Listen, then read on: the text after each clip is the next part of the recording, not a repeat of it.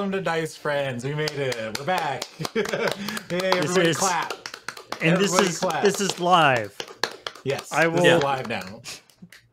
I will prove that this is live by saying the next thing I see in chat, which is clap, clap, clap. That probably wasn't a great indication. I'll post and show a meme that I showed off yesterday. There we go. Two ladies kissing each other. So there we go. Now you know. It's the internet equivalent of like holding up a newspaper. Yeah. Here's today's hot meme.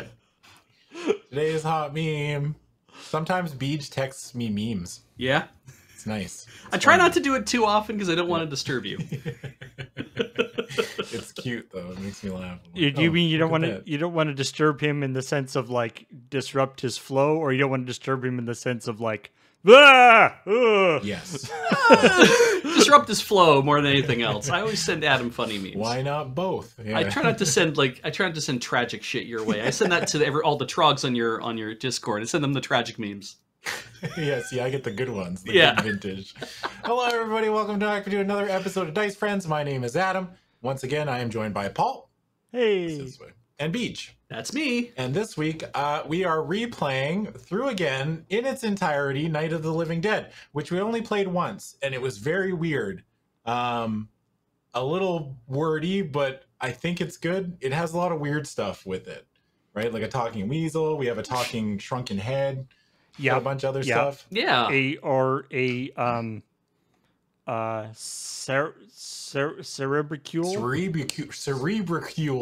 Yeah, so hard to say. I think this is the book too that we stumbled into, the pot smoking mummies. We crashed their party. Yeah, I think you're right. This is the book. I think this is the one. Where I do not remember that. A bunch of mummies were smoking weed. Like, I mean, it was like Gandalf's pipe weed kind of thing, right? It wasn't like, he didn't come quite clean to say. Yeah. But yeah. But before we get started, a couple things. This show, as always, brought to you by your support at patreon.com/loadingreadyrun. Lets us keep the lights on. It lets us do Dice Friends. It lets us do the PPR, which is coming up pretty quick here. On the 12th. Yeah, the 12th of September for Innistrad Midnight Hunt. And it lets us do all the other streams that we are allowed to do. So it's excellent. Thank you very much for your support. If you want to chip in a couple bucks, that's great. Also, you can go to store.loadingreadyrun.com as well. We have a bunch of items on there. Beej was just saying that we're actually sold out of certain items. Yeah. Which is good. Yeah.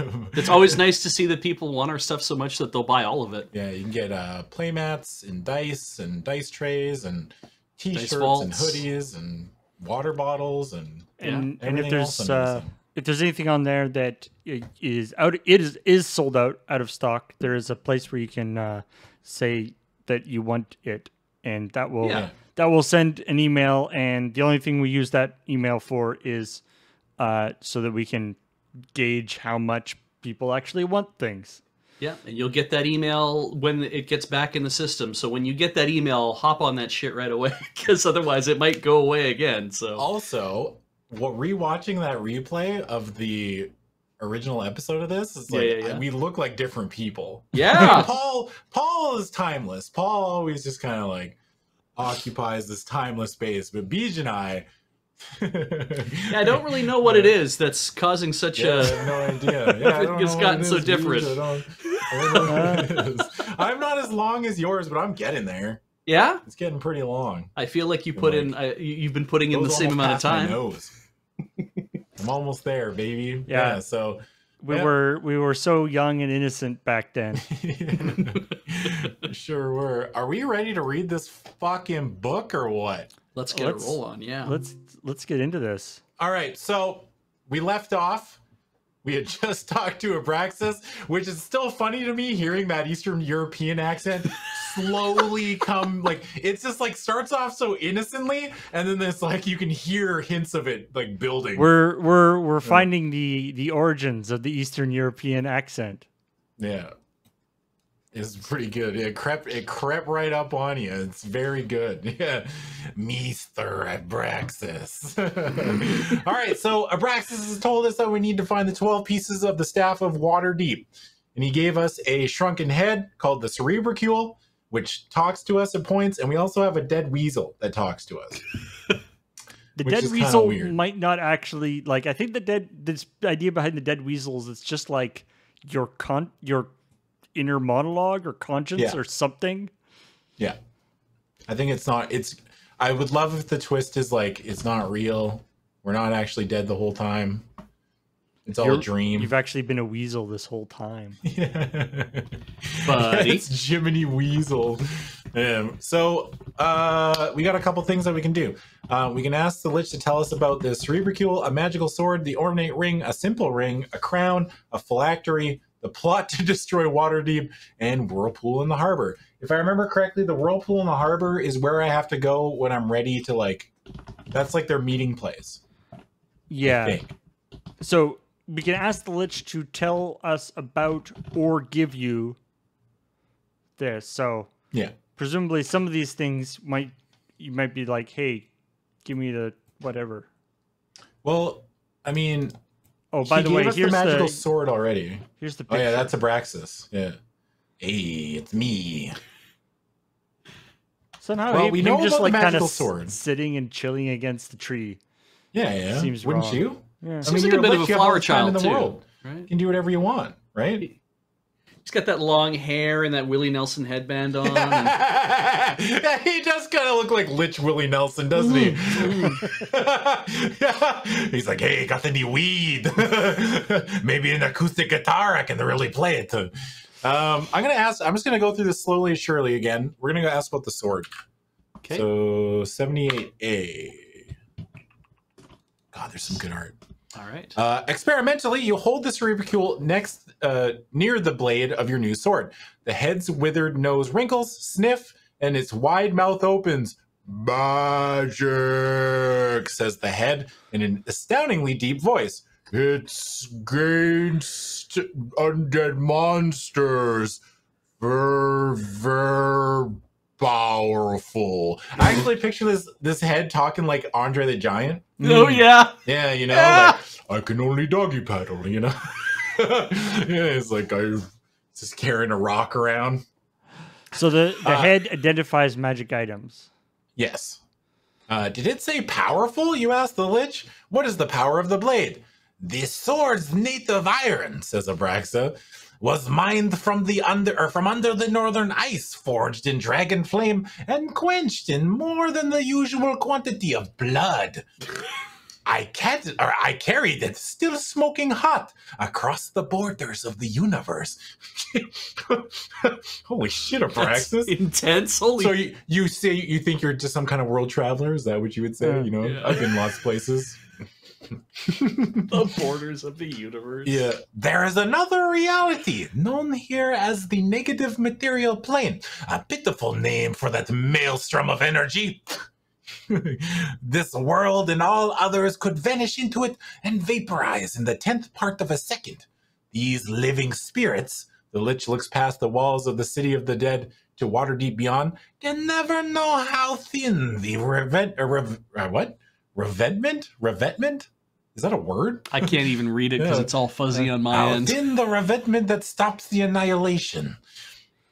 I journeyed to that plane, the source of undeath. In a node of calm magic, I bound a part of that realm in this blade with a sheath of such force that it can cleave the least substantial phantom. Naturally, a sword of this kind grows intelligent after long use and may go mad. But you will wield it for only a day or so. Enough of the sword. Oh, wait, enough of the sword. What more do you wish? So I can return to. Oh.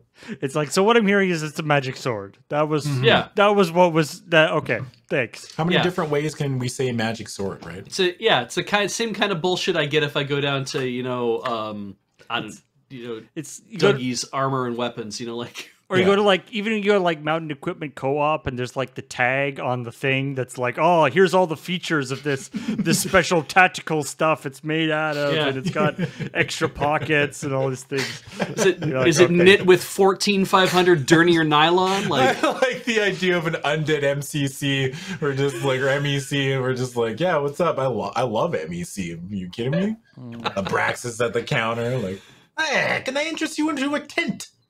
No? I can stop trying to sell me shit. The poles are forged from the finest titanium and will only weigh 1/10 what a normal steel pole would weigh. It's like, Christ, my dude. Like, I'm going in a car. It doesn't really matter. I hate climbing. Stop it. We get it, Abraxas. You do CrossFit. Mm-hmm. Okay, so let's ask about the ornate ring. 88E. 88E. Which is, all right. Is that just a ring that he's wearing? I think so. Is it a watch we could take off him? You decide that anything that might strengthen you and weaken the Lich is worth trying. Would that carve the ring on your finger help me serve you? Or no, sorry, wrong person. Would that carved ring on your finger help me serve you, you ask Abraxa? For a long moment, the Lich peers at you. Does it suspect? The weasel whispers, I think maybe you've bungled this one.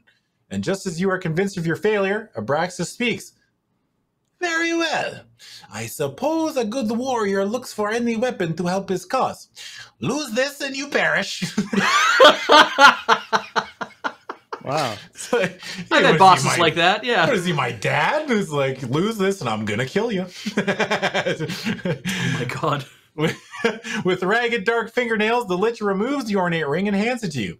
Testing the cerebricule, you hold the ring under its nose. The head sniffs, its eyebrows lift, and it speaks in a deep, gravelly voice. Brr, brr, magical ring. Puts up invisible shield. Makes wounds less. We took the Lich's shield ring. That's probably a solid idea. Yeah? What if I give this Lich the business now, you know? Nice ring. When you wear this ring, an enemy's successful attacks do one less unlife point of damage when they are ordinarily would. You put on the ring. Mark the shield ring on your list of possessions. You have taken too much of my time, says the Lich. Go to 20A. Oh, wow. The Lich just like, no more questions. He somehow figured out we've asked enough. Yeah. 20A? Yeah. Okay. Who's writing all that down? I'm writing down where we're going. I'm not writing down what we have. Items? I'll write down shield ring. I got that. All right. Yeah. I got my minions on it. Minions. It's kind of like when you have that DM and it's like, if you don't write it down, you don't have it. That's true. Yeah. So if we don't write something down, we don't have it. Okay. Abraxa raises an arm, its fingers twist curiously, and the burning odor of phosphorus fills the air. Lights form at the Lich's fingertips, feet, and crown. In an instant, they flicker the length of its limbs and down its robed body. Remember, says the Lich, true life shall be yours, life and glorious destruction. In a flash, Abraxa disappears. With a soft whoosh, air rushes to fill the space it occupied. You stand alone. A cool breeze blows in from the harbor, driving the dust from your hair. You think of the Lich's words, and that name, Harant. It rings in your mind, triggering a memory from your former life. Read the first section of your memory trace. When you're done, return here. So we picked B last time, but I think we're going to do A this time. Okay. And I really found it funny. I picked B because I thought it looked like Paul. But, I mean, it's just like a white dude. Like, I mean, we said it's just a white dude with a beard, but I thought that was really funny. So I guess we'll do A this time. Sure. All right. So A, I strike out on 8 or less, but I do 7 points of damage. So that's fine. I have 40 hit points, and that's pretty much the only differences, right? Yeah, and then there's just different places to go on the memory trace. Yeah. So number 1 is 155D.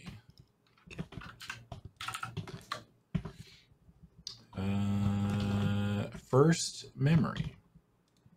Harant, tall, skeletal, dressed in ochre robes, a gold headband circling a misshapen skull, ruby and emerald rings on withered fingers. You remember Harant.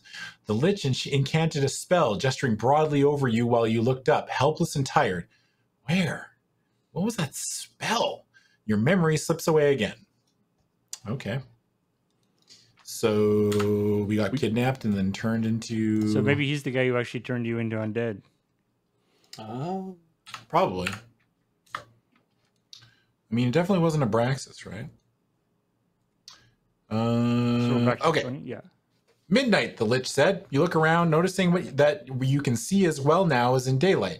You can exist without food, drink, sleep, or even air. You have 24 hours to stop the Liches before they destroy Waterdeep, and you suspect you will need every second.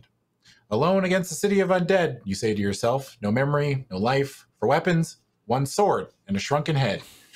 Don't forget your boon companion here, says the weasel skull. Anything better to do than get started? Or should we stand around moaning for a while longer? You wonder whether tossing away the skull would silence your subconscious voice. In the same moment, you realize that, however sarcastic the weasel is, you like its company. Tucking the weasel's skull and the shrunken head inside your armor, you walk away from your grave. The city of the dead stretches before you and water deep beyond it. Somewhere out there, you say to yourself, somewhere are 12 pieces of the staff of Waterdeep, 12 dust motes in a desert. If a lich couldn't find them, how shall I? Stuff and nonsense, says the weasel skull. You haven't even tried yet. What's the head for, anyway? Obviously, the cerebricule can be of no help, or the lich would have used it to find the staff.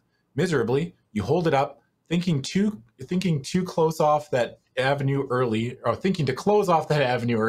and move on to other ideas. Cerebricule, you ask mentally, where is the staff of Waterdeep? The shrunken head dangles by its filthy hair, twisting slow in the breeze. It inhales deeply in every direction. Finally, it speaks. At least one priest that way. In North Ward. Another piece. Or more. In Castle Ward. Also in Southern. It drones for a long list. It's kind of like when you tell a story, Beej. Yeah, absolutely. So Beej is the shrunken head and Paul's the weasel. All right.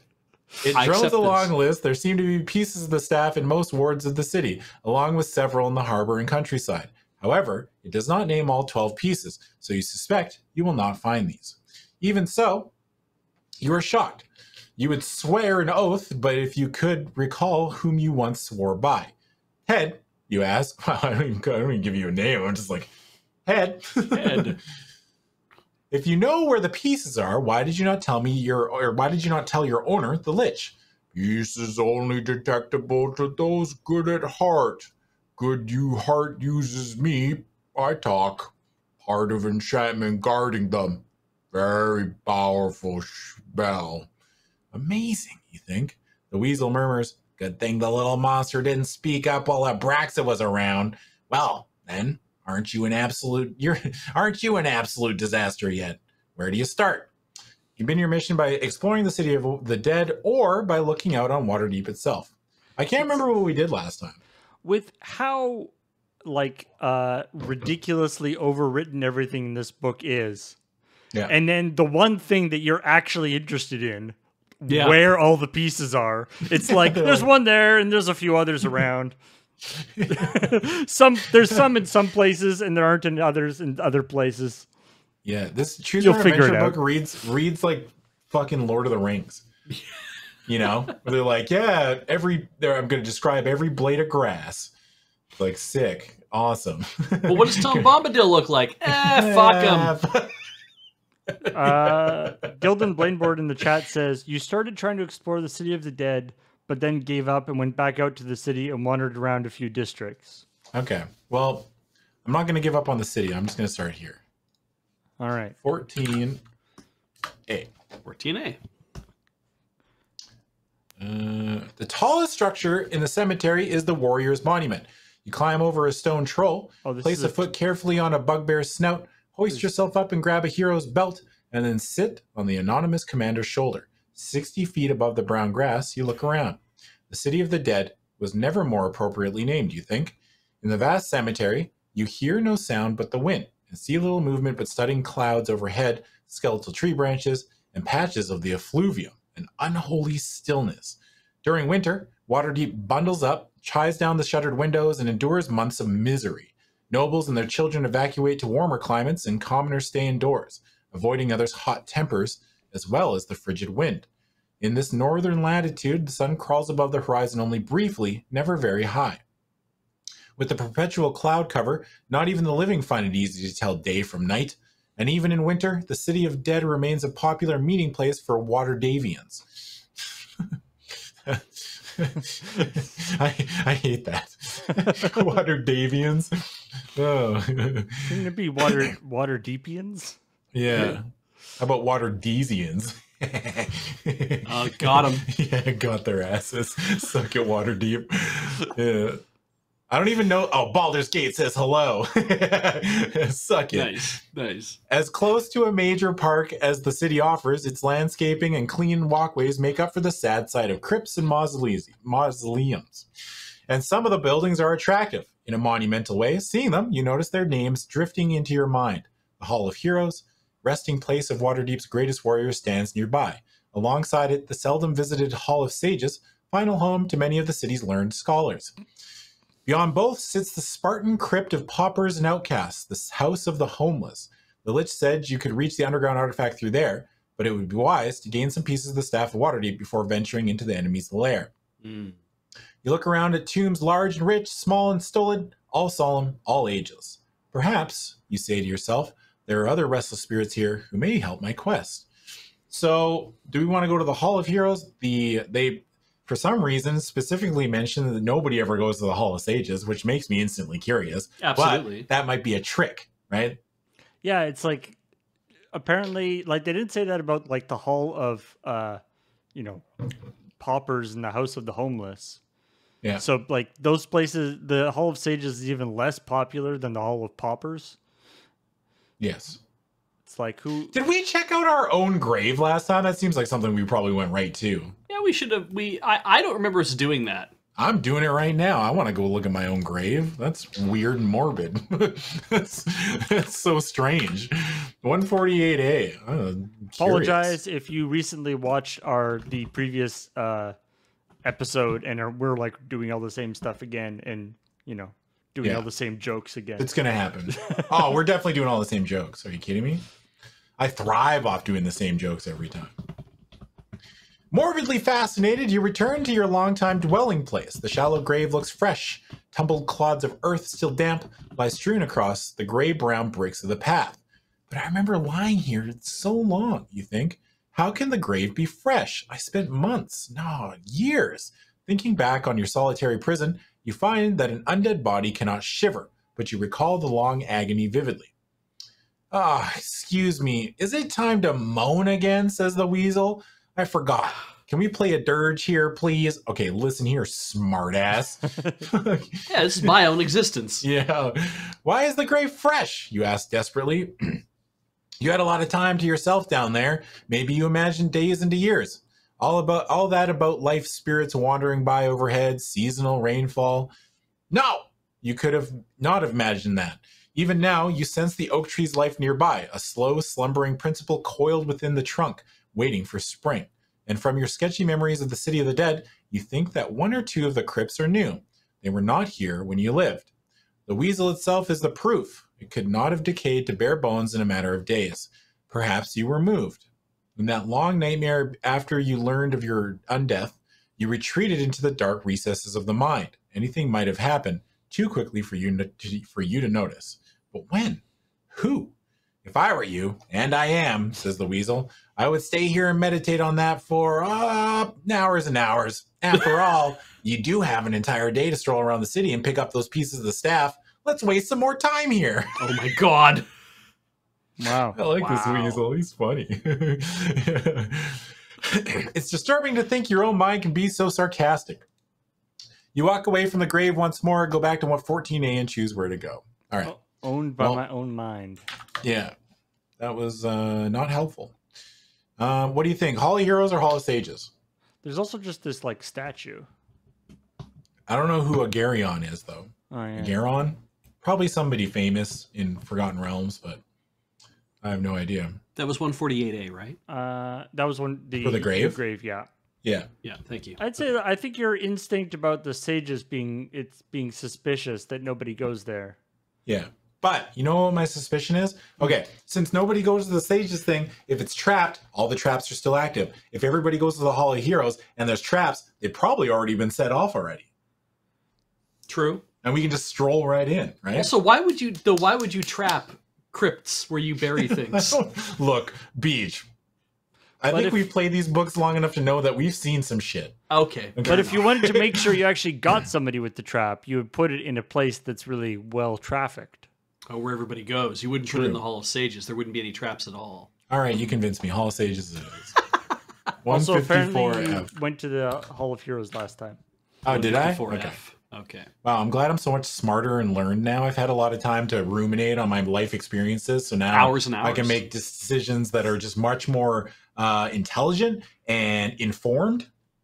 Yeah, I'm making informed decisions. Mm. The 3 stories of the Hall of Stages overlook a peaceful lake. The pundits, gurus, and learned instructors who rest in this narrow building would enjoy the view if they were alive. The lake reflects the sky and the universe beyond it. They always professed that the entire universe was their realm of study. The Hall of Stages is perhaps the most exclusive tomb in the City of the Dead. What is that, a nightclub? Yeah. Nice.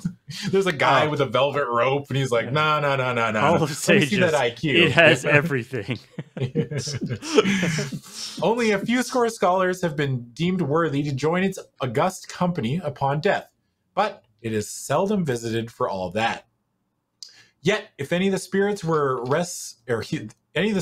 rests with less than quietly, he may give you help or information. Will you pass under the granite arch inscribed with the simple legend knowledge, or enter the Hall of Sages, or go elsewhere? Wait, I don't like how knowledge is caps locked. There aren't any young water deadlians that come here to F. They don't just like, we got a bone somewhere and it's nice and quiet in the Hall of Sages. Right. It's like the back shelf area of the library or whatever. Right? Yeah. Hold up, Beej. Mm-hmm. Are you suggesting that young couples come to the cemetery to bone? Just to get freaky. I mean, isn't that what the intro was about? Like the intro is about like there's the whole thing of like 2 young lovers going on like a picnic in the cemetery. Yeah, that's true. That is stuff that they used to do back in the day because it was the only public parks around. So you'd go to the cemetery. But they never openly admitted they're like, yeah, I want to get to the cemetery for some fucking pew pew. You know? Yeah, right. I really want to get that pew pew. No, they didn't say that. Probably. I've been working real hard to have some sex. Yeah, and you know where the best place to do that is? The cemetery. Mm-hmm. No one's gonna bother you at the cemetery. I don't know, but if somebody was like, "Hey, want to go to the cemetery?" Like, why? Is it for sex again? Yes. Are you gonna try to bone me again? Like, and not in the cool zombie way? You know? Yeah. It's a little weird, right? Mm-hmm. I think that's a red flag. I'm pretty sure. I mean, it depends on what you're into. Yeah, I guess so. All right, so I will enter the Hall of Sages, please. Only those with the largest brains can go into the Hall of Sages. That's why it says knowledge. Man, all of these entries feel way longer than the other ones. Right? Yeah, they do, don't they? Yeah. It's like only 2 things per page, 22A and 22B. It's like they'd fit like 7 things on that page normally. Wait, who's this? All right. Somehow you think there would be a good deal of fog in the Hall of Sages, even in the best circumstances. The effluvium, though it has seeped into every cranny of this crypt and then moved on, did not bring with it this hall's stale atmosphere, or the dust, or the cobwebs in the corners. Those have most likely been here since the crypt was built, a suitable match for the cobweb scholars and interred within. If you have been to the Hall of Sages before in this adventure, stop reading here and go immediately to 50E. This is the first time you have been here in this adventure, keep reading. Another new arrival, along with the effluvium, is the odd, transparent figure perched on a high stool and stooped over a high desk. He peers up at you from beneath his visor, then smiles. Launching himself off the stool, he comes forward to greet you. "Bumbly, sir," he says in a voice that crackles like notepaper. "Bumbly is my name. Seek secretary and scribe to the sage's spirits. 3 sages are in today, sir. All are bursting with fascination information." Wow. Why does this guy talk like this? This unfortunate man with his unfortunate name. Yeah. "Admission to parley with any sage of your choice. 1 thin magical item, sir." It's a lot to take in at once, and he speaks none too slowly either. "What sort of magical item do you want?" you finally ask. "What do you do with them?" The ghost wrinkles its pellucid brow. "Admission is 1 item to see the sages, sir." You don't want to know. That follows. Even in your amnesia, you recall that ghosts are single-minded. They follow no logic in undeath, merely parrot the obsessions of their lives. This spirit probably has no more use for the items than any dead person, but it will keep asking for them through eternity. I recall no legends that the Hall of Sages is haunted, you say. Nor I, sir.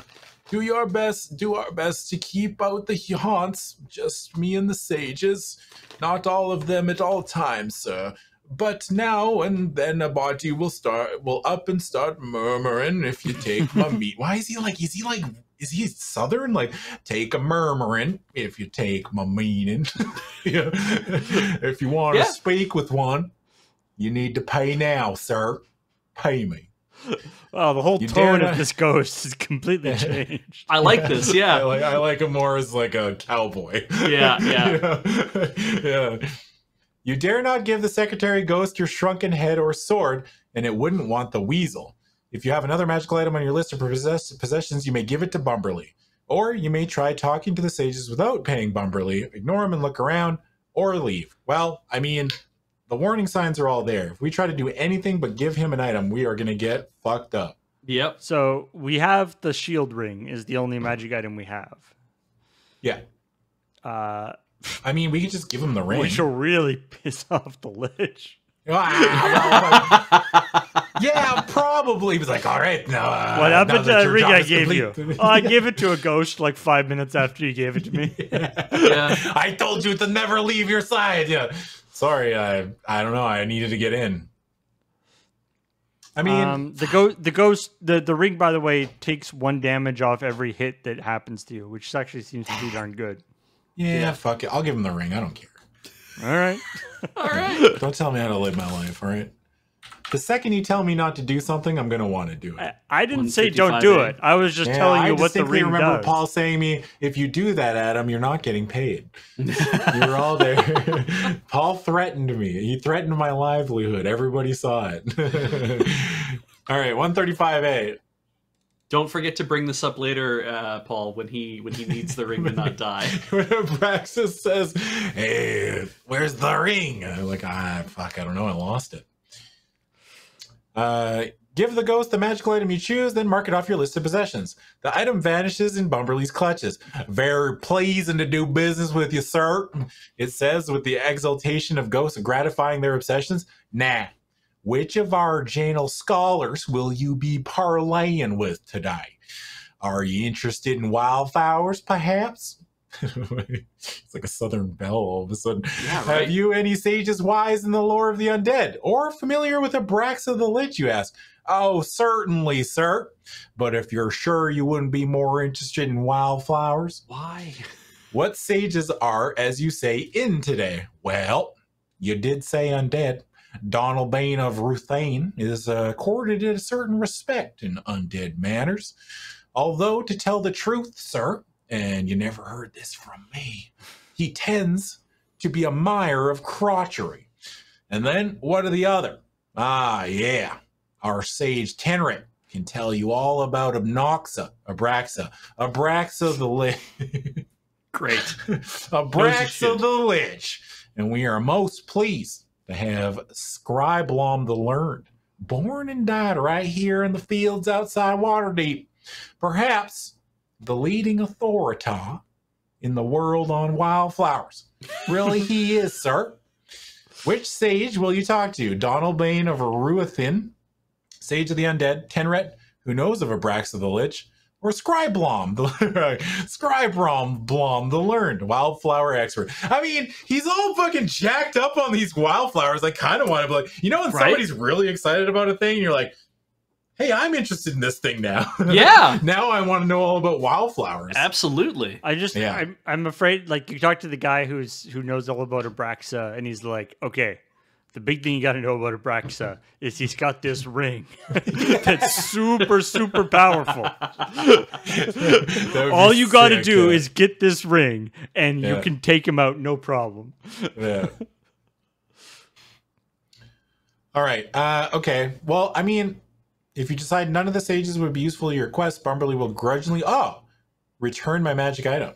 Yeah. So you wow. So you can, that's kind of nice that you get to like find out what's available, and then go back if you want. Yeah. These wildflowers dissolve liches on contact. Yeah. You know what they say about liches? They get wildflowers. Or this wildflower is actually a part of the staff of Also, whatever. I also really like the name Scriblom the Learned. Yeah. So we're gonna go see Scriblom. We're gonna 46A. All right. 46A. According to the letters carved in the granite over this tomb, near the window on the second floor of the Hall of Sages, Scriblom the Learned lived all of his life in a small village near Waterdeep, studying the native flora and writing hundreds of scrolls about them. From his tomb issues an endless stream of mumbling. Greetings, wise one, you say, sitting down. Ah, what? Oh, hello. Perhaps you've come to talk about flowers? Wise one, I seek information that may help me save the city from destruction by an army of undead. Oh, well, the undead are in general very bad for flowers, really. First, they do not decay as quickly as usual, so the roots cannot absorb their nutrients, you know. And then they dig their way out of the graves, disrupting the topsoil and root structure. And I suppose they also trample about on the blooms a good bit. Now that I think about it, the usual flora found around the graves in this area included this speckled wax flower, the type with bilobate leaves. Perhaps you know of something that wards off the undead, you interrupt, a little desperate now. I understand garlic is said to protect against vampires, for example. Ah, yes, I suppose so. Yes, garlic, though it's seldom found in this climate, being more often seen as a wild perennial at the edges of the forest of Tahir, in this kingdom of Am. You seem to be getting nowhere. Will you just sit and listen, hoping he eventually says something important? You note another stream of murmuring at the far end of the floor from the tomb of Donalbain of Ruathin. Will you visit instead, or go back downstairs to look around some more? I'm going to keep listening to this dude. Absolutely. That's a trap. They're trying to trick me. Yes. Yeah. I mean, the answer is yes, but in what way are they trying to trick you is the problem. Yeah. Where are we going? 93D. 93D. Scriblom soon seems to forget you are here. His monologue meanders through growing seasons, watering schedules, early frosts and late thaws, planting depths, seed dispersion, buds, bulbs, pods, fruits and nuts and fungi, diseases, worms, flowering annuals, and century plants. When he wanders to the subject of dormancy, you feel keen sympathy and rise and discuss. Mark off a half an hour, in addition to the usual time you spend exploring here. Will you go back downstairs to look around some more? Or leave the Hall of Sages? Well, I guess we'll go back and look around. Well, the wildflower guy was a bust. That sucks. Yeah. It's like, yeah. You never know whether they're going to be like, oh, this is a very, they're hinting, fooled you, or hinting, why didn't you do the thing that we told you to do? Yeah. So, okay. So, since that was our item in our one talk, right? Are you really the head of Quickie Mart? That's basically what we just did. Right. So now we just spent a half an hour and listen to this lich talk about flowers, and they're like, sorry, can't talk to anybody else. Like, fiddlesticks. All right, so none of this is going to be helpful, I don't think. Because we're free to look around now, right? Well, might as well look at everything, right? We can look at the ghost, or the desk, or the book, or the quill pen, or paper, and stuff. Yeah, let's look at the ghost, I guess. 67F. As always, steal whatever isn't nailed down. Yeah, pretty much. All right, you scrutinize Bumberly closely. His tie is well tied, like the ribbon on a sage's scroll. His tunic is faultlessly clean, like the piles of paper at a scribe's office. His leggings are creased as sharp as the edge of a page, and his shoes shine like new leather binding. Around his eyes, a delicate tracery of wrinkles forms a cobweb pattern, much like the cobwebs at the corners of this hall. Those cobwebbed eyes stare back at you balefully. I'll think I do not like being studied like a corrupt text, sir, he says. Go to 90F. Oh, that's a new one. Okay. Uh-oh. Are we dead? In a snit at your behavior, Bumberly and his desk vanish. The heavy book plops to the floor, raising a little cloud of dust. You may look at it if you wish. Everything else is gone. Or will you go upstairs and look around at the other floors? Or leave... Oh, okay. So... Well, I'll look at the book, I guess. Yeah. 122C. And there's the other floors, which could be good. Yeah. Oh, yeah. Also, maybe he was the only thing stopping us from talking to the other sages, and he's gone now, so... Yeah. Bumberly had closed the book, but when you lay your hand upon it, it springs open to the point where the ghost was writing in it. The ink is still wet, but you cannot make head nor tail of his scribble. However, turning back a page, you recognize words and figures written in a different hand. They seem to be accounts. 25 for volume on undead, 2 for new bottles of ink, 10 for informant on A, 16 for collection of daffodils. So, taking an interest in bookkeeping now, asked the weasel. You scan down the page, but learn nothing more. When you draw back your hand from the ledger, it slams closed. Return to 22A to keep looking around, or leave. Wow. All right. All right. This game just like refuses to tell us anything. Yeah. It's like, this guy's been embezzling money. Okay, so if Everything's Bumberly's gone, gone. can I just like technically just pick the option where I give him a thing and I can just go down and back down? Well, and look there's and the, talk you to may everybody? try talking to the sages without paying Bumberly is... Yeah, but he's going to have a reaction there, right? He's gone. Yeah. So I'm saying just for the ease of like... Can you ignore him and look around? No, wait, because... No, because he's gone. So I think I'm just going to go to 135A. I'm going to go back down to where I was and pick a different sage. Okay. Seems fine to me. Yeah. 135? Actually, it's the judges are Twitch chat, so Oh, yeah. you either got to give me a yes or a no. I think it's reasonable. It's true. Do you have the option to like go talk to the other guy after doing the wildflower guy too? Yeah. So let's go to 135, and then we will. That's great art that I just saw, but I don't want to get ruined. All right, so we can go do. I mean, we should go talk to the person who knows of Abraxa, right? That's the most obvious. Right. Yeah. All right. Scribalom didn't give a shit, so 22B. 22B. Yeah. 22B. Okay, well, Bumberly takes you to a tomb not far from his desk labeled with a plaque describing the brief enigmatic career of Tenrit. It says he designed a navigational instrument important to sailors. This sage knows of Abraxa the Lich, you ask, turning to Bumberly, but he is gone.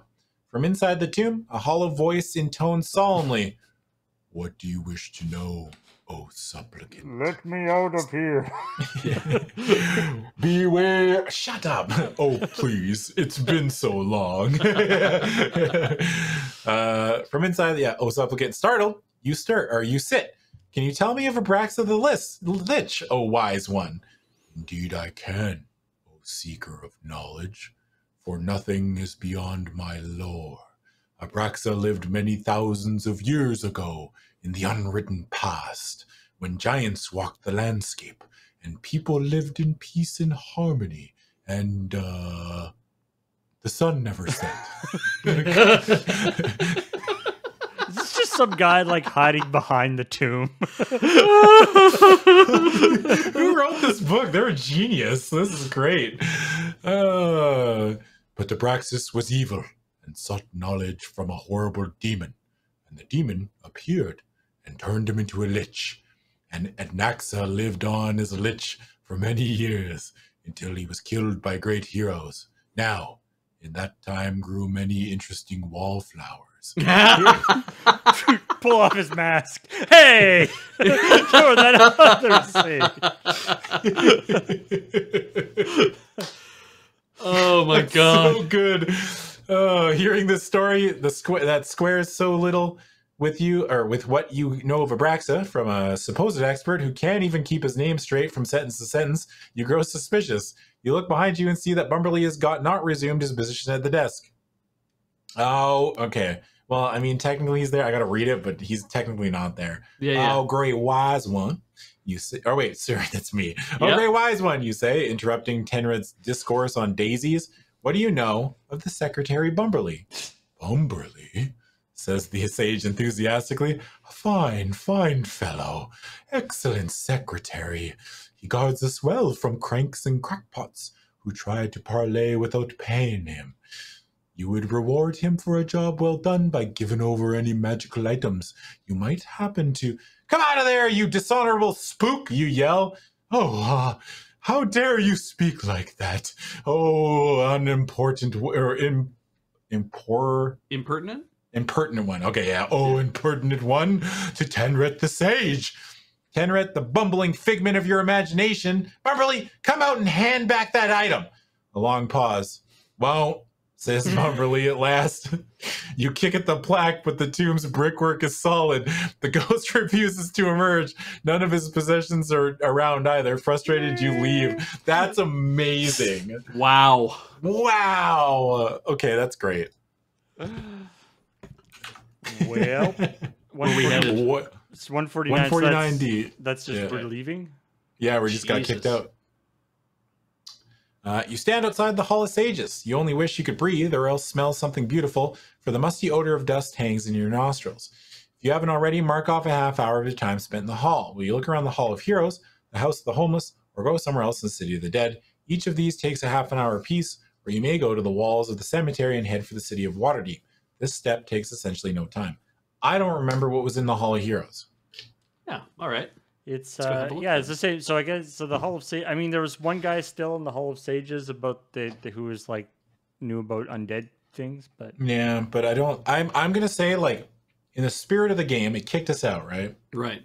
So there isn't an option to go back, right?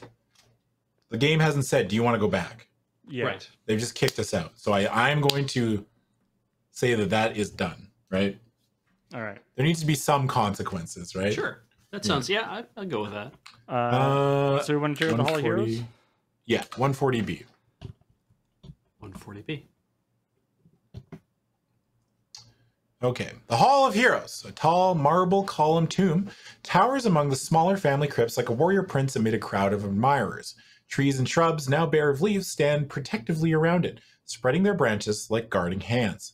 Here are buried the fighters, generals, and champions of every battle in Waterdeep's long history. The inscription above the marble doorway reads, "Strive to make their memory as precious as their loss. Your joints grind as though you were being poured in, or you were poured in them. Or sorry, your joints grind as though as sand were poured in them. Your tongue lies dead in your mouth, and always your chest arches and flattens as the lungs try futilely to draw breath. Futilely." Yeah. I can't read today. Futilely to draw breath. I have lost both, so I know, you think.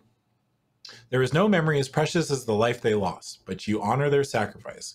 Perhaps one or more lie awake as you did, and you can enlist their aid. Will you enter or go elsewhere? Yeah, we'll go. 18. All the oxen free. Wakey, wakey. Entering the Hall of Heroes, you feel sharply that here you dwell among your own. Gazing on the veined marble and vaulted ceilings, on the many carved records of courage, loyalty, and sacrifice, and on the offerings of flowers and wreaths from the living, you feel inspired to continue your quest. If you have been to the Halls of the Hero before in your venture, nothing has changed. Continue reading. To one side, you see the entrance gate to the main vault. Though through it you hear the lapping of gentle waves, another universe lies beyond that doorway, a far dimension holding nothing, it seems, but a sandy shore and a body of water, as vast as an ocean, as peaceful as a lake. On the shore, all who died in battle lie in their final rest. The main hall is reserved for the greatest heroes of the city's history. Passing through the gate, cast centuries ago by the eccentric mage and a caster, you see nothing untoward. The spirits here remain at rest. The beauty of the scene is lost to your undead eyes, but you feel reassured that the Lich's influence has not spread this far. Back in the main hall, the only disturbing note is a broken tomb. Rubble litters the ground around it, or before it, as well as a skull. You may leave or look around further. Well, I mean... So wait, is there a picture? There is a picture. Yeah. I didn't quite get that about a beach. Is there a beach here? Yeah. Like, I think it was like come in like the swimming entrance trunks. to the I main told vault. that there's a beach here. There's a beach in the entrance to the main vault, I guess, which is weird, right? That's strange. I guess it's like some sort of place for spirits to go, I guess. Yeah. What do you think? Hole in wall, plaque, skull, other tombs, offerings. Beej?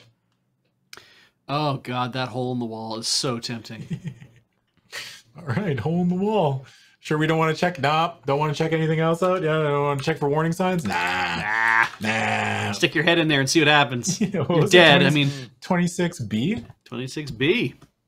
Yeah, just through the hole in the stick tomb your wall. arm way in. Yeah. Oh, was it breach, not beach? Oh, breach. Could be. No, there was like ocean lapping at the Yeah, Oh. they specifically stated there was ocean noises. Neat. All right. Through the hole in the tomb wall, you spot long, splintered boards, apparently the remnants of a coffin. The board looks very old. There's no trace of a body. Cerebricule, you ask. What of this? The head sniffs around the hole's edges like a bloodhound. It remains silent for a long time. Finally, it says, Animate dead, spellcaster. There you go. Maybe more. Very powerful. Animate dead? A mage raised the hero in this tomb as an undead monster, and seemingly one of the stronger undead at that. The idea revolts you. What kind of undead, you ask? More powerful than a zombie or skeleton? These are the least of the walking dead. Yes. What kind? Dunno. Says the shrunken head. There are no signs of undead anywhere in the Hall of Heroes, though, except, of course, for yourself. Return to 18A to continue looking, or return to 78F. Okay. That's interesting. What if this is you? Yeah, I was thinking that. Yeah. This could be. No, but we went to our grave. Well, but it was fresh, right? So what if we were animated out and then we got like knocked down into that grave and the grave was fresh, like we got reburied? Oh. Oh, Just- what if it's the other dude? Yeah. Oh, front. Yeah. No. The other character we could have picked. Oh, You know? that's interesting. Yeah. I didn't think about that. I'm gonna check out the plaque, 126B. All right. You know what? I'm glad that this book is actually well written. Yeah. This is After the the writing. The writing does seem a cut above. Yeah. I'm not sure if it feels a little bit too flowery for the purposes of a choose your own adventure game, just in Yeah. the sense of like the thing, it's like you're trying to describe and let people visualize what's there, and we're Yeah. all like, wait, so there's a beach there? Is that a real beach, or is that like a metaphorical afterlife Painting? thing? Is it a... Can I Metaphor visit for the a beach? Did they pipe in ocean noises but just pour some sand on the ground? Yeah, Like, they just have a stereo. yeah. They So it's like they it's- loop the ocean noises. Like it's so- it's Yeah. artistic, but I don't know if it's actually what you want for a choose your own adventure game. yeah.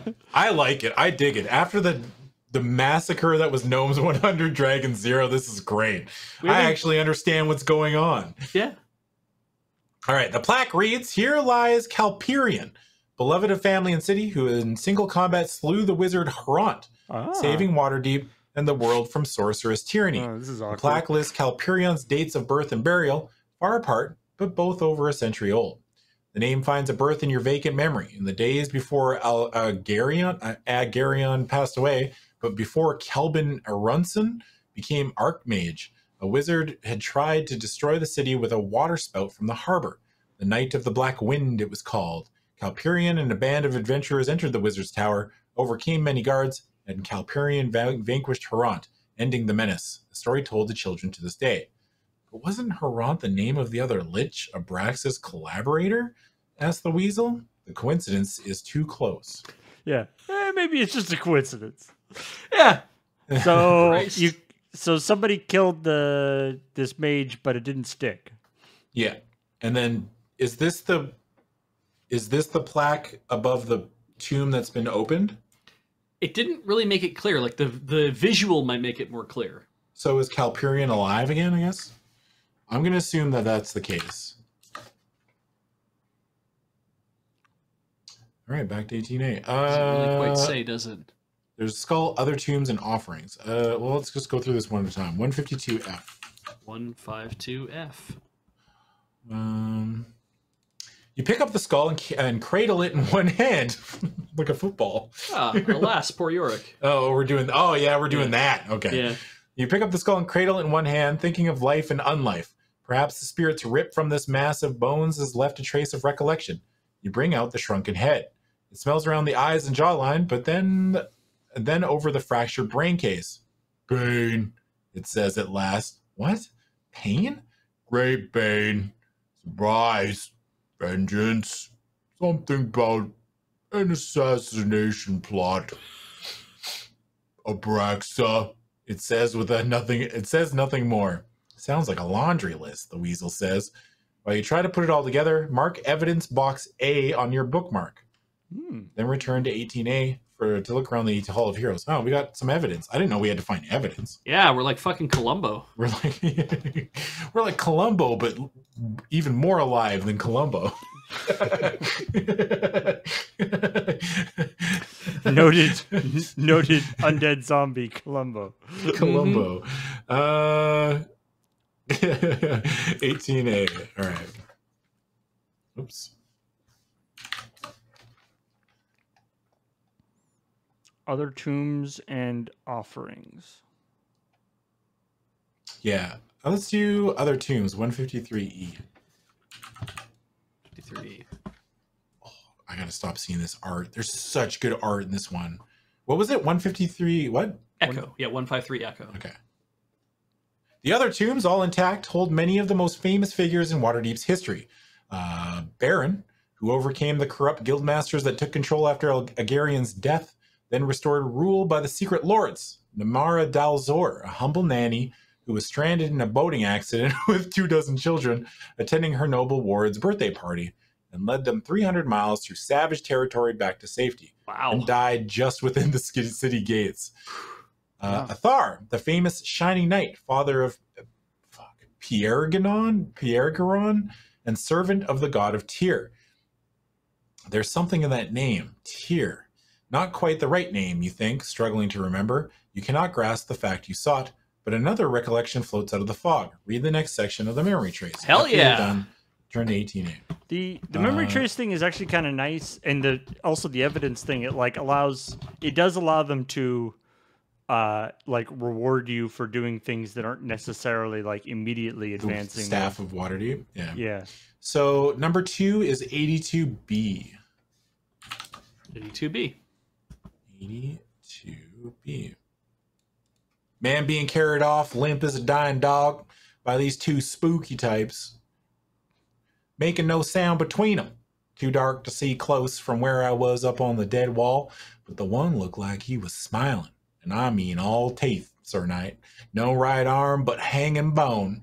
A moonlight night by a low fence, noises of the countryside around you, a farm boy, tense like a rabbit ready to run. Companions beside you, shadowy. Who? Where did you take the man, you asked. Castle ruins, sir. Not a half an hour ago. And you all trooped dutifully down into the ruins. That was neat. No, it was far away from Waterdeep. Oh, that was near, sorry. Ah. That was near. No, it was far away from Waterdeep. Yet you found the Lich Harant, or rather, it found you. And in Waterdeep, it found you again. What? 2 meetings? You cannot recall. As a southerner, that accent's painful. All right, well, fucking why don't you get on stream and do fucking voices for everything? I mean, so we're... And then I get to criticize your accents, okay? It's only fair. So, the tomb of the guy who killed Harant is open, and he was raised from the dead. Yeah. You remember going to kill Harant, and you're raised from the dead. Yeah. So far, circumstantial evidence is quite strong that you might be this guy. Yeah, okay. Fair enough. Look, I'm trying my hardest, Twitch chat, okay? I don't need the criticism. I'm giving you my best. Okay, every time you see me do an accent, just know that that is me giving 100%. That's the best I can do, okay? And if that's not good enough for you, then I don't know what to tell you. It's like, I am honestly trying my best. 18. We're going back to 18A. Yeah. All right. The only thing that's left is offerings. 117A. Or 117E? E or A? E. Okay. Some of the heroes in the hall were entombed within living memory, and relatives or grateful beneficiaries of their deeds still leave offerings under their tombs. Looking around the hall, you see typical specimens. Will you investigate a small bouquet of flowers, a wreath, a bottle of wine? Ooh, a bottle of wine. I give 100% to my Aussie accent. I promise you, I am trying to do it the best I can. It just sucks, okay? But it's me trying my best, and there's something to be said about that, okay? I am trying my hardest. And look at all the love from chat. We're gonna look at the bottle of wine. Yeah, 34D. 34D.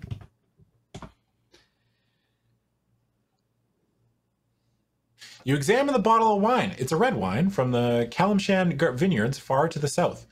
The bottle is not dusty. Presumably the keepers of the Hall of Heroes don't allow such offerings to gather dust long before they are put to good use.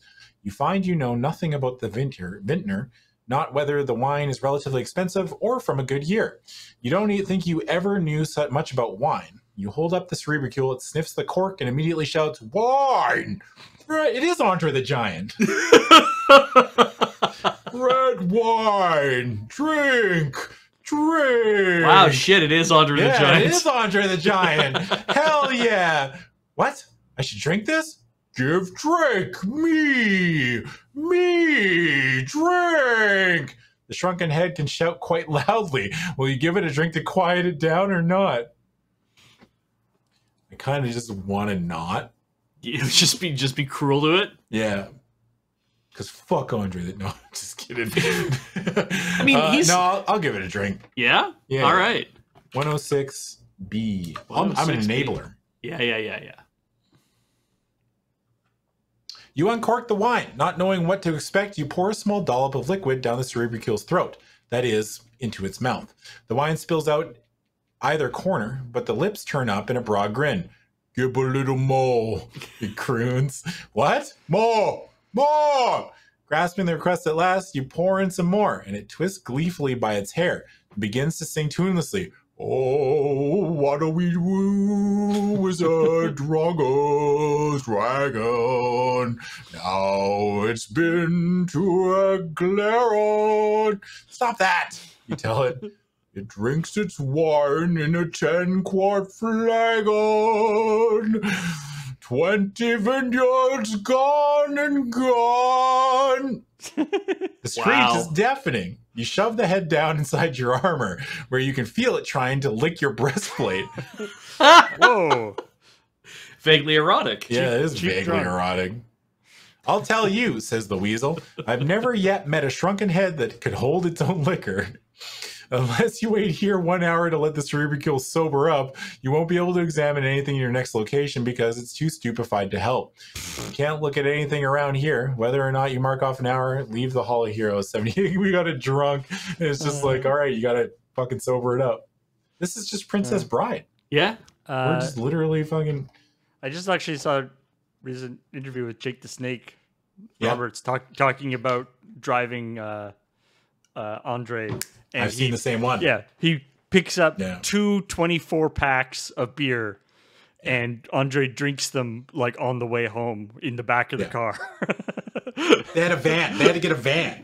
Yeah. Like, they had a van with like no seats in the back. They just fucking trundled Andre the Giant in like a fucking circus animal. Yep. And they put him in, and then he's like, "Beer!" So then Jake the Snake has to stop and picks up 2 cases of beer, and Andre the Giant pounds both down before they get back to the hotel. Yeah. If you want to see something messed up if you've never seen it before, just Google Andre the Giant holding a beer. Yeah. He has like a Molson Canadian can in his hand, and you're like, I didn't know they made those tiny cans back then. Like, no. Yeah, it looks like one of those mini cans in his hand. Yeah. And I think Jake the Snake is like, I don't even know if he went to the bathroom back there. Yeah. Right? Yeah. Anyway. All right. 78F. 78F. So, I mean, looking around this area was useful, right? We found some stuff. We got the evidence and we got another memory, but we didn't actually get anything that helps us with finding the bits of the staff. No. You're standing outside the Hall of Heroes in the City of the Dead cemetery. Mark off the half hour you spent exploring within if you haven't, excuse me, if you haven't already. Look around the Hall of Sages or the House of the Homeless. So we don't need to go to the House of the Homeless, right? Not yet, no. Because we know that's where the enemy is. The City of the Dead. Each of the visits takes a half an hour. I think we're just going to go into Waterdeep proper. Okay. Do we want to take a is there anywhere break? else? Yeah, we should probably run some ads, actually. Yeah. Yeah, I don't think there was anything else in the City of the Dead that we really need to... I mean, there was like some statues and shit. We could do that. I don't think I need to look at the statues, but I mean, that stuff like that has punished me before. But let's take a quick break. Everybody get up and stretch, and I'm going to get some more water and use the washroom, and We'll be right back. All right. Back in just a minute.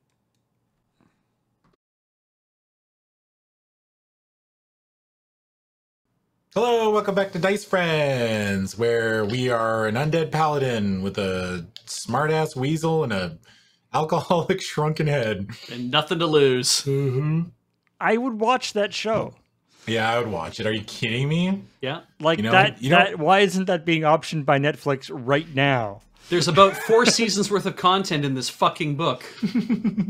I'm just praying that at the end of this book, we get to Abraxas and he's like, "Did you bring the Chaos Emeralds?"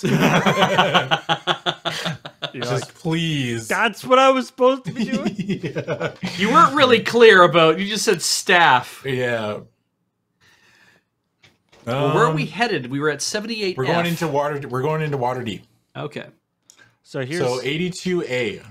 Here's the double wide of Waterdeep here. Look at all that effluvium. Yeah. The effluvium. Oh yeah, I thought that was just a desert. Yeah, that's effluvium. That's the effluvi. That's really funny. I thought it was just the desert. All right, Waterdeep, city of splendors, city of 1,000 years, center of art and commerce, the Forgotten Realms, most prosperous on the continent of Faerun. Leader in fashion, trader in 1,000 wares, the envy of all, the servitor of none. Home to well over 100,000 men and women and children, humans and elves and halflings. Home to merchants and artisans, wizards, moneylenders, scholars, guildsmen of every profession and persuasion, lords, ladies, gentry, thieves, peasants, princes, every character known throughout civilization. One night in Waterdeep makes a strong man crumble. That's what it says in this pamphlet that I have here. Yeah. Mm-hmm.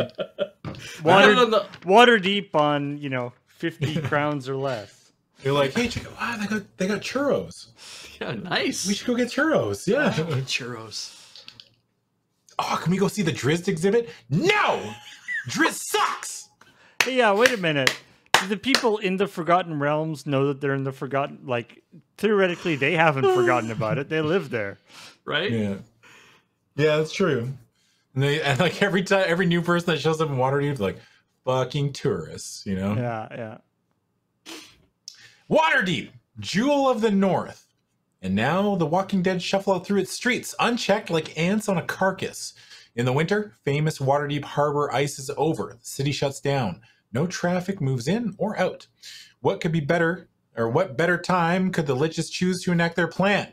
Should the city perish, few who live elsewhere in the realms will find out before Greengrass.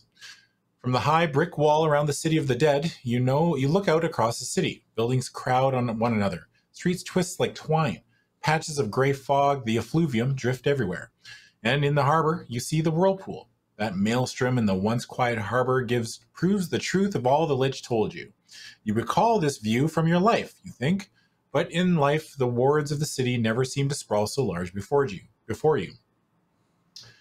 The city is divided into 7 districts or wards. The city of the dead, where you now stand, is one such. The others are listed below. Choose a ward to visit, then go to the ward's entry to find out more about it. Each entry lists the places where the distributule says may hold a piece of the staff of Waterdeep, or places that are otherwise helpful. Another way to choose locations is to pick one from the map on the inside back cover. The wards are bounded by heavy lines. Each location within a ward has a section number. Go to that section to visit the location. Now pick a location to continue your quest. Either choose one from the map or on the inside back cover, or choose one from the wards below. If you want to visit the City of the Dead, go to 14A. Does anybody remember? So that's kind of cool. That, like, instead of doing, you can just go to like. You leave and go to another one if you want to. You can just be like, there's whatever 2 points of interest in the North Ward. You can just go bang. I want to go there. Bang. I want to go there. I don't remember where we went last time. We definitely went into the water. Yeah, we were definitely doing stuff in the harbor. Like we fought some mer people or something. Yeah, I remember that. Yeah. Other than that, I don't really remember. And remember, the Sea Ward is not the one near the water. Yeah. Oh, you can't just say the C word. Ward. You know, even that weird pronunciation isn't going to save you. Yeah. So now look who's backpedaling, huh? Yeah. Now all the Australians are in chat going, "Yes, right. Yeah, mate. Oh, hell yeah. Let me hear more of that Australian accent there, Adam." Good eye, mate. You mean that one? The best I can do? 100%. Mm-hmm. I'm surprised there's any Australians awake. Yeah. First thing we did was go into a tower for a while. Yeah. Don't you have some crimes to be doing in Australia? We fought a merman, and then after that got a magic item that allows us to talk to mermen. That sounds like something we do. Right. So we murdered a merman. We're like, hey. And the merman was like...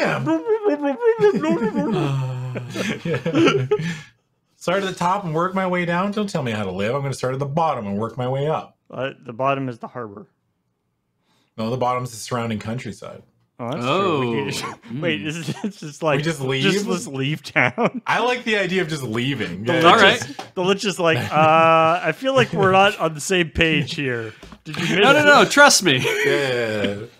You just got, like, I just picture, like, us with, like, a stick with, like, the bundle bindle? on it. We're, like, walking out. Yeah. Like, But, again, the little Lich... hobo theme song plays. The Lich does this whole thing, like, explaining it's like, okay, it's all around, inside Waterdeep.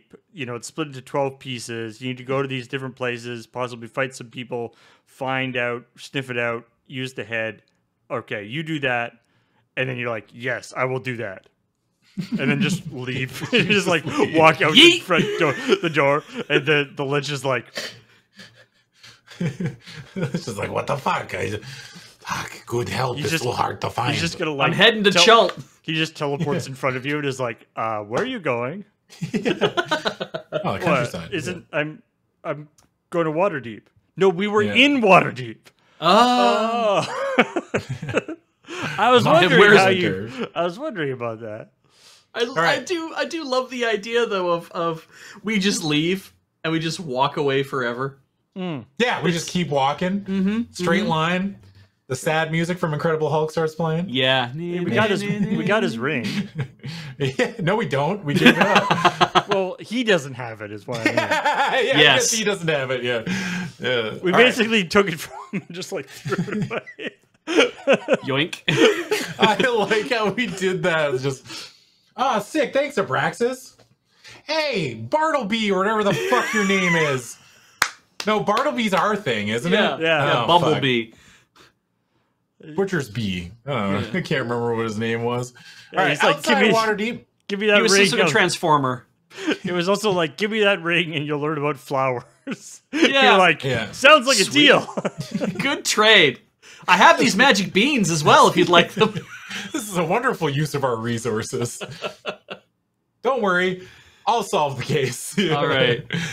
Outside Waterdeep, you recall, the countryside advances up and down the Sword Coast in general rolling hills. Peasants grow staple crops on small farms, paying produce or livestock to the city's granaries in return for protection from bandits and the occasional wandering troll. You imagine that? Fucking living that life? Like, not only do I have to worry about humans, because humans are fucking pieces of shit, Absolutely. but I gotta worry about a fucking troll? Yeah. Like a full-on fucking 8-foot green ears, fucking big nose, fucking club, eats humans, sucks the marrow out. Yeah. You know, I like how your description of a troll was like kind of a D&D troll, but then also like Shrek. Yeah. Kind of like two bones at once, just sucking out of like two big femurs. You know, troll. You know what trolls do. You know. Love the marrow. Yeah. Oh, I got some all over my face. Hang on, I just... Hey, you got something right here. Like, Hey, you blew a seal. What? No, it's mayonnaise for my lunch. I got marrow all over my face. Yeah. Fuck. Oh, God. Fuck. I'm glad this isn't sponsored by Wizards of the Coast. Yeah. All right. Some larger homesteads are farmed collectively and protect themselves. You hope the people out there have avoided the effluvium. Much of the countryside is wild. Evergreen forests stretch above and below the city to the east. To the north are mountains, but the Cerebricule sneers in that direction. The only points of importance The only points of importance to your quests lie to the south along the so-called High Road, but they are too far away to identify. All the cerebicule says is, very powerful smell off staff that way. 2 pieces at least, maybe more. So there are some outside the town. If you journey to the south gate and outside into the countryside, mark off 1 hour on your time record to make the journey. Then go to 79B. You will also need to spend an hour returning to the city, in addition to the usual travel and exploration time visiting locations outside of town. If you decide not to leave Waterdeep right now, return to 82A, pick another place to go. Wow, we're just going to keep going. Yeah, good thing we have like 4 sleep. In for a penny, in for a pound, huh? Yep. 79B. Okay. You journey through the trades ward toward the south gate and the countryside beyond. Walking past the storefronts facing the high road, you witness countless scenes of vandalism. The lesser undead, the zombies all have spray paint. They're like yo, they're tagging. The zombie running by with like a TV. Hey, what is that? Where'd you get it? But what is it? Hey, I bought it. I bought it. Yeah, I bought it. Yeah. Oh right. Walking past the storefronts facing the high road, you witness countless scenes of vandalism. The lesser undead, skeletons, and zombies break through windows and doors in their search for magical items. Window glass slices their arms open, but they pay no heed. Doors resist their strength. Did we go here last time? I don't remember this. Seems familiar. I don't know. Window glass. I don't remember leaving town, but yeah. I don't know. Yeah, window glass slices their arms open and they pay you no heed. Doors resist their strength and they bludgeon them down with punches and kicks, pulverizing their own limbs. You avert your eyes. You hear the zombies' incessant speech in your mind, their slow repetition of their orders. Search town, find magic, return it to master. Search town. The skeletons, brainless, say nothing. Wow, that's rude. From time to time, you see their masters, ghasts and misty specters, shouting orders in the telepathic speech of the undead. Mummies, too, parade the streets, bandages trailing like banners. Dust puffing from their joints. Treasure! Treasure! They scream in your mind. Find it! Burn the place! Kill them all! Celebrate! Thankfully, the dead appear to avoid humans, for now at least. Few people were abroad when the effluvium hit, so you deduce it struck around midnight, when the Lich raised you. The victims in the open are socialites headed for late-night bar hopping, or theater-goers headed for home, or derelicts headed for nowhere. You force yourself to pass them by, although they lie exposed to the winter weather. They'll be worse off if you haul them all indoors, says the weasel, and you'll lose so much of the time time that the city will get pulverized. A ghoul snorts like a horse. The sound calls up a memory. You sit astride a fine white horse, a jewel in your saddle pommel, the charger's armor shining in the sun. Onlookers gaze in admiration. You ride to help a distant town fight a tribe of orcs. A small girl brings you a flower. You reach down and take it with a smile. She looks at you with luminous blue eyes and says, Treasure! Burn the living bodies and take their loot! Treasure! Adorable. That girl's pretty intense. Adorable little girl. Yeah. As quickly as you left it, you return to reality. Finally, you reach the Waymore, intersection of the High Road and the Way of the Dragon. The south gate rises ahead. Guardsmen, armored in silver, black, and gold, lie across the parapets. One slumps against the mortared stone wall, holding the trumpet in one hand. Defeated before he could sound the alarm, he wears a tormented expression. As you lift the heavy crossbar and pull back the gate, you think, well, there's a lot of countryside. There can't be so much of this gas as to knock out every single living thing between here and... The gate opens, and a cloud of effluvium rolls in like a fog bank. Heart sinking, you look out. The gas blankets the countryside, thick and gray. Drifts of it flow between hills to the horizon. It surrounds... God, I'm dying. It surrounds every farmhouse. Says the weasel. Still alone, then. Concentrating on the pieces of the staff of Waterdeep that are hidden out here, somewhere, you venture out. Leaving the gate open behind you for a moment, you worry that the other undead will close it, but the weasel quashes that notion. Break into every building, yell arson, plan to destroy the city, and then close the gate politely behind them? Why? When you can knock out 100 miles of surrounding territory, you don't have to worry about the cavalry. This weasel's a genius. Yeah. The countryside looks much as you remember. The winter trees stand bare and black as fire irons. The silence is oppressive. You feel, but are not slowed by, the chilling wind. You walk on. If you have not already marked off an hour of your journey outside town, do so now. The road is lined with trees on both sides, and they grow particularly dense along one stretch. Your nose tells you first what your eyes then confirm. You approach Waterdeep's notorious city of garbage. Wow. Imagine living there. Why isn't that a ward? Is that real? I want to live in the city of garbage. Oh, man. City of putrescence. Garbage. Boo. In Waterdeep's notorious city of garbage, the dumping ground for all the city's trash. That's what they call a high-class district. Yeah. The huge heaps of refuse harbor all manner of broken goods and broken creatures, including the undead. Oh, yeah, that's where... Is that where your waifu is, Beej? Yes, that's where I leave all my waifus. They live in the city of garbage, and they fight each other daily. Yeah, this is... Yeah. And the victor gets to join me in my bed. All right, getting weirder. Yeah. All right, but at an equal distance in another direction, you also spy a small rural shrine, such as peasants use for worship. To reach and explore each of these places requires just a half an hour apiece. You want to do the shrine? Wow. Okay, do we want to go to the shrine? Should always do shrine puzzles. To the city of garbage.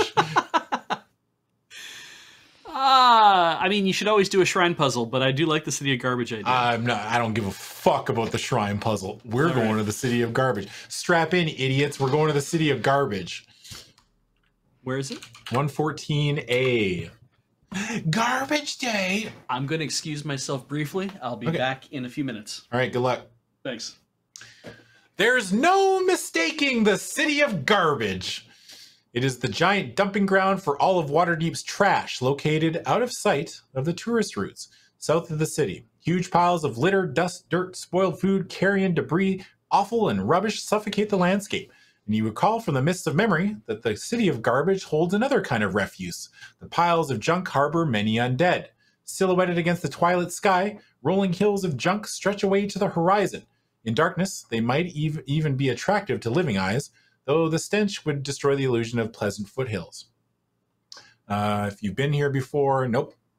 You notice one big pile near you, towering like a giant anthill, presuming the ants that built it showed no discrimination in selecting their materials.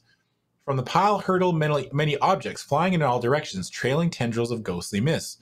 Poltergeist, warns the weasel. You cannot recall encountering these invisible undead in life, but the memory might well be trivial if you did.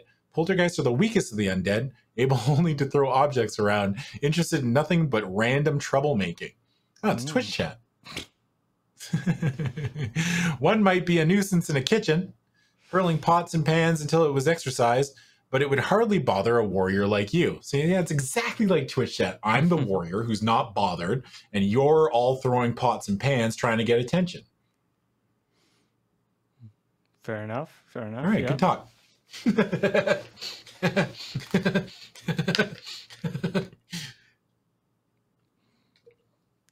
You do remember, though, that poltergeists never talk. Yet, with your undead perceptions, you clearly hear an argument. Two airy, high-pitched voices are shouting heatedly. Two poltergeists. What do you mean, junk look battered piles? Screams the one. It look loud. He's talking like, I think he's like Ren from Ren and Stimpy.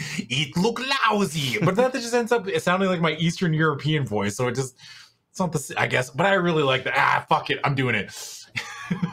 It look lousy. Lousy, lousy, lousy. Sticked up in piles. Skovalashka dekur. What does that mean? Don't call me that, you foreign miscreant, shouts the other equally high-strung. I don't expect someone of your taste and social background. That's a good insult. Someone of your taste and social background, if you can call it that, to appreciate the aesthetics of a neat, orderly, pristine waste pile. But the least you can do is move on, as you vagrants do, and allow me to carry on my duties efficiently. The poltergeist throws junk back onto the heaps as fast as the others can remove it. A poltergeist that, like, organizes things doesn't actually seem very scary. That seems really handy. Sounds like one big happy family, whispers the weasel. Ah, look, shouts the second poltergeist. A visitor. Welcome, sit to my humble abode. With due apologies for the miss. Honestly, I can't get this illiterate bumpkin out of my hair long enough to clean up and sort the furnishings. Sort schlort. Look, muck batter flattening out. I flatten, he stop me. What I do, you wanna tell me? Think maybe I kill him. Which do you like more, batter, body, stick up, flap? Stick up or wow. They really like the like dialect writing in this. That's the mods? Yeah, these are Twitch mods right now. Indeed, sir. Tell us whose side you support. Tell this uncouth scoundrel what civilized people already know, that do not be putting in words to his mouth. Let him speak, which you like, me Giorlo. Ye very pleased to meet you. Know him, Retbeth Velix. Speak, body. Violence is not called for here, you decide. The poltergeists seem willing to do it upon each other. Will you agree with Velix, who likes neat junk piles, with Giorlo, who likes things flattened out, or speak without offering an opinion, or ignore the poltergeist and look around? This is fucking great. Who do we pick? I like them both. Two poltergeists with like, funny accents talking to each. Like, it sounds like that could be like an SNL sketch or something. Yes, like, it does. It rings very much like an SNL sketch. Yeah.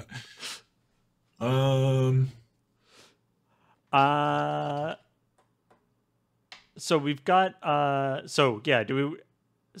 feel like previous experience would indicate ignoring them is probably a terrible idea. Yeah, ignoring them will be universally bad. But I kind of want to agree with the one that's all fucking talking weird. Bat their body, stick up or flat. The one that likes things flat?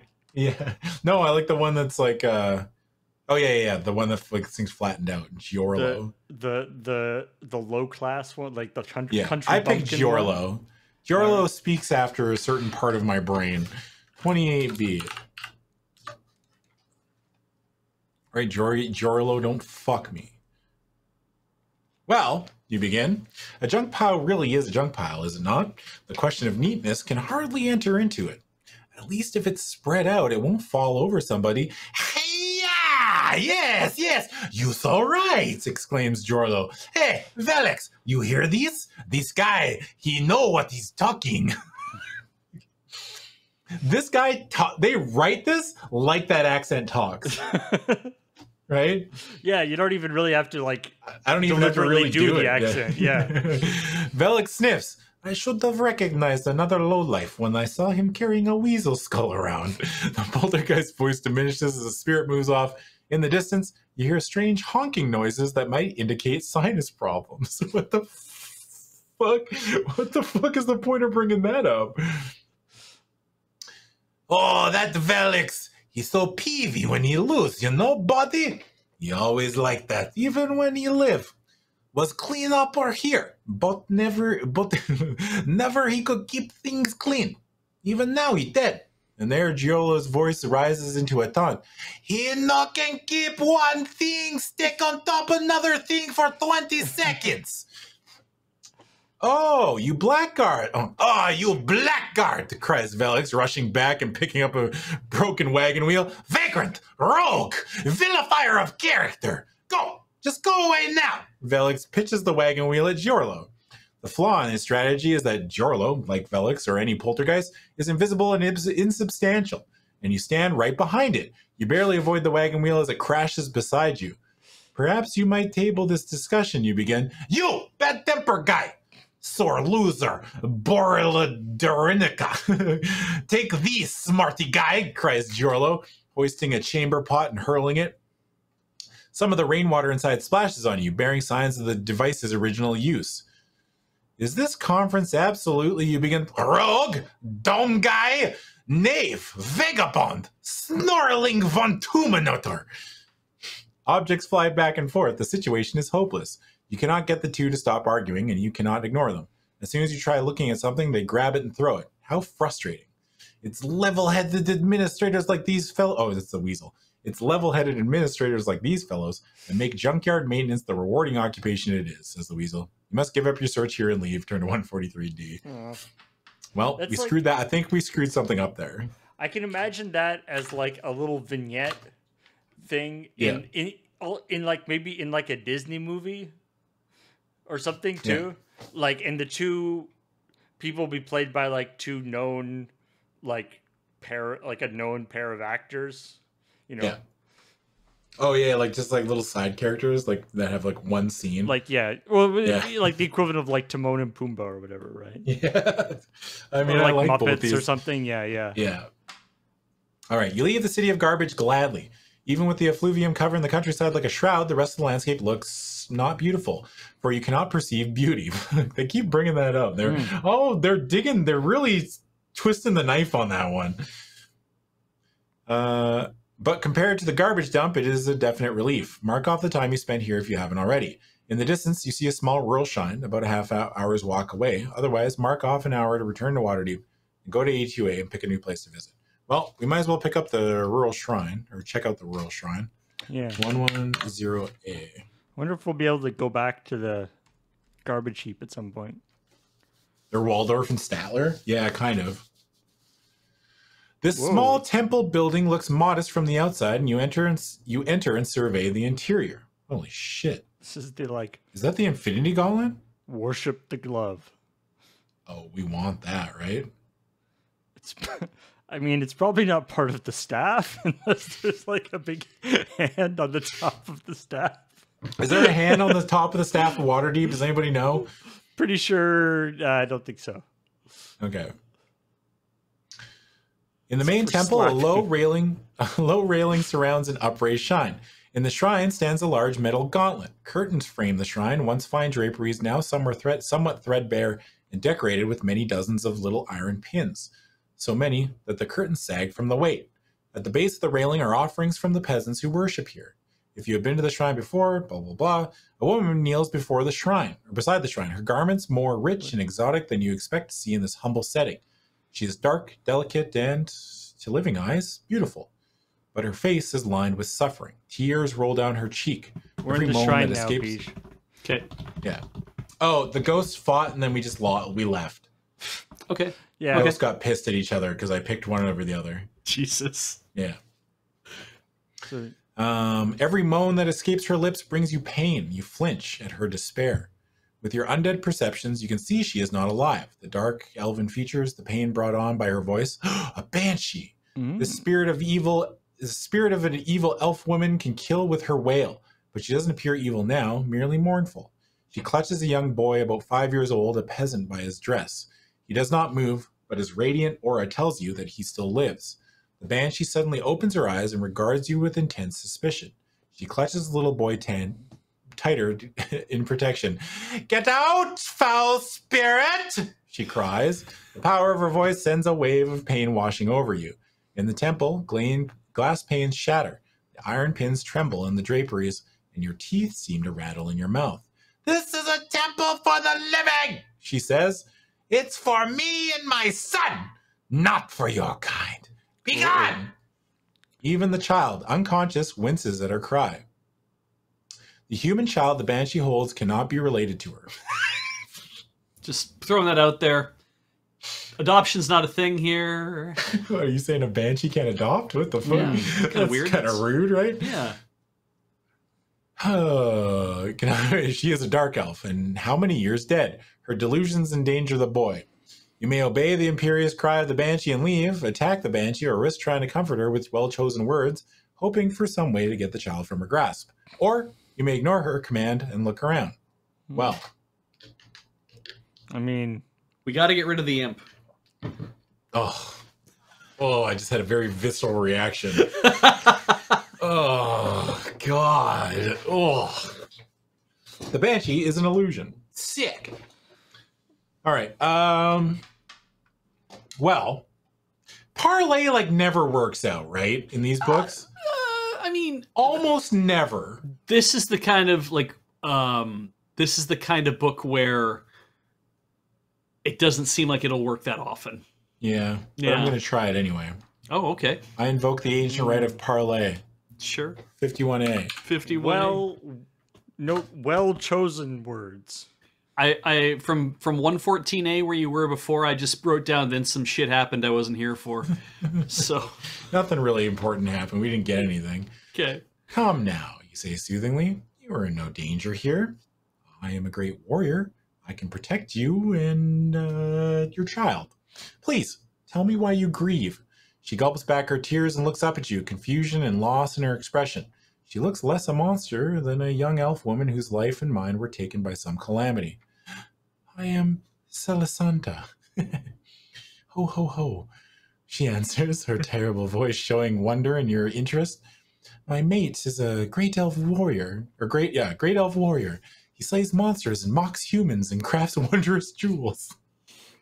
What a very specific description. Yeah. I love my mate. They make fun of humans and make shiny things. Oh, man. His human impression is so funny. His arms are so fucking big. His arms I can are like jacked. hang off one of them. Yeah.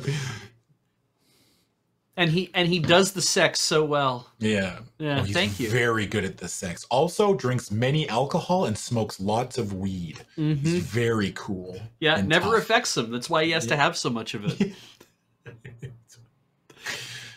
Okay. So this is our child. Hey, it is our kid. She stares adorningly down at the human boy. I lost him for so very long. Human boy. One night, he was so very loud, crying and wailing, and I made him quiet. How did I do that? It's like fucking MASH in here. I don't remember. She gazes distantly on the past. And then, I lost my child. I searched for him. I looked everywhere for him. Sometimes I found him again, but always he would cry, and I would make him quiet, and I would lose him again. She shakes her head. I must not lose him again. The sound of the banshee's voice, its power, is painful to you, but you can stand it. The child is obviously hurt. Even in his unconscious state, he moans. The banshee strokes his hair. Be quiet now, darling, she whispers lovingly. Mustn't cry. Her delicate fingers move up to grip its throat, squeezing, cutting off its breath. Mother can't stand it when you cry. Shush now.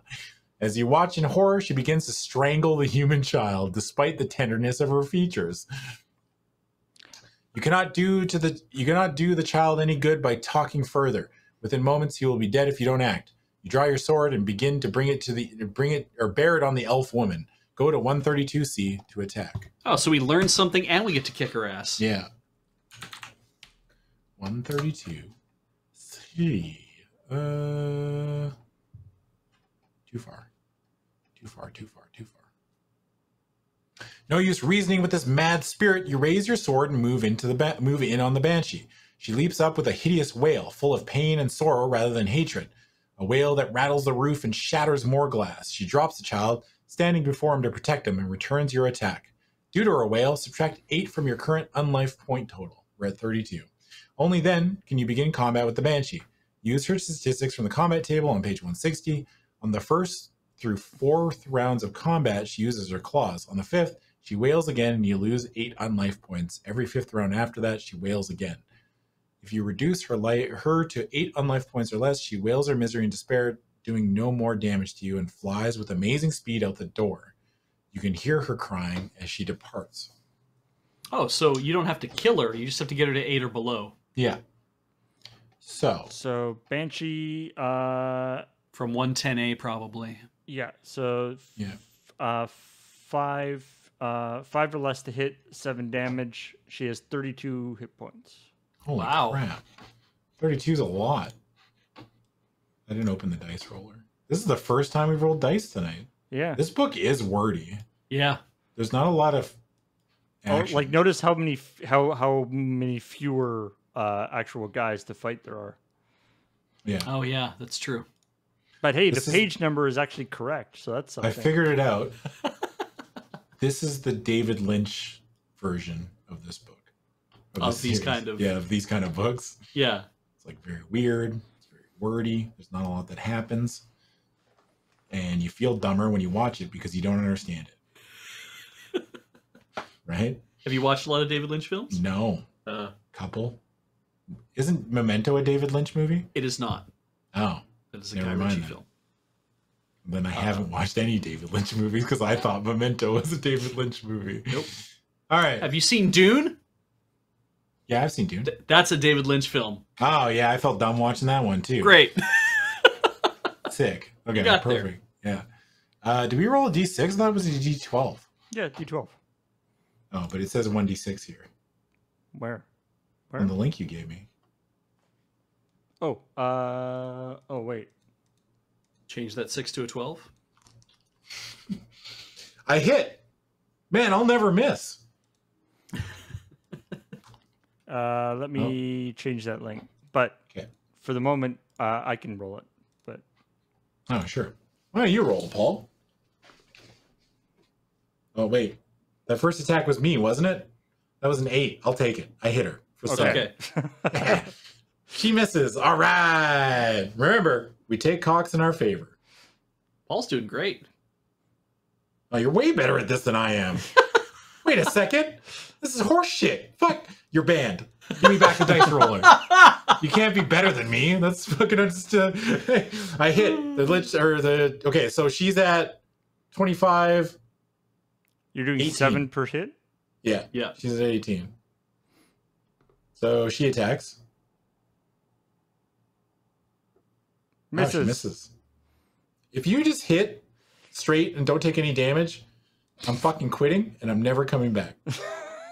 Okay? So you better fuck one of these up. I swing.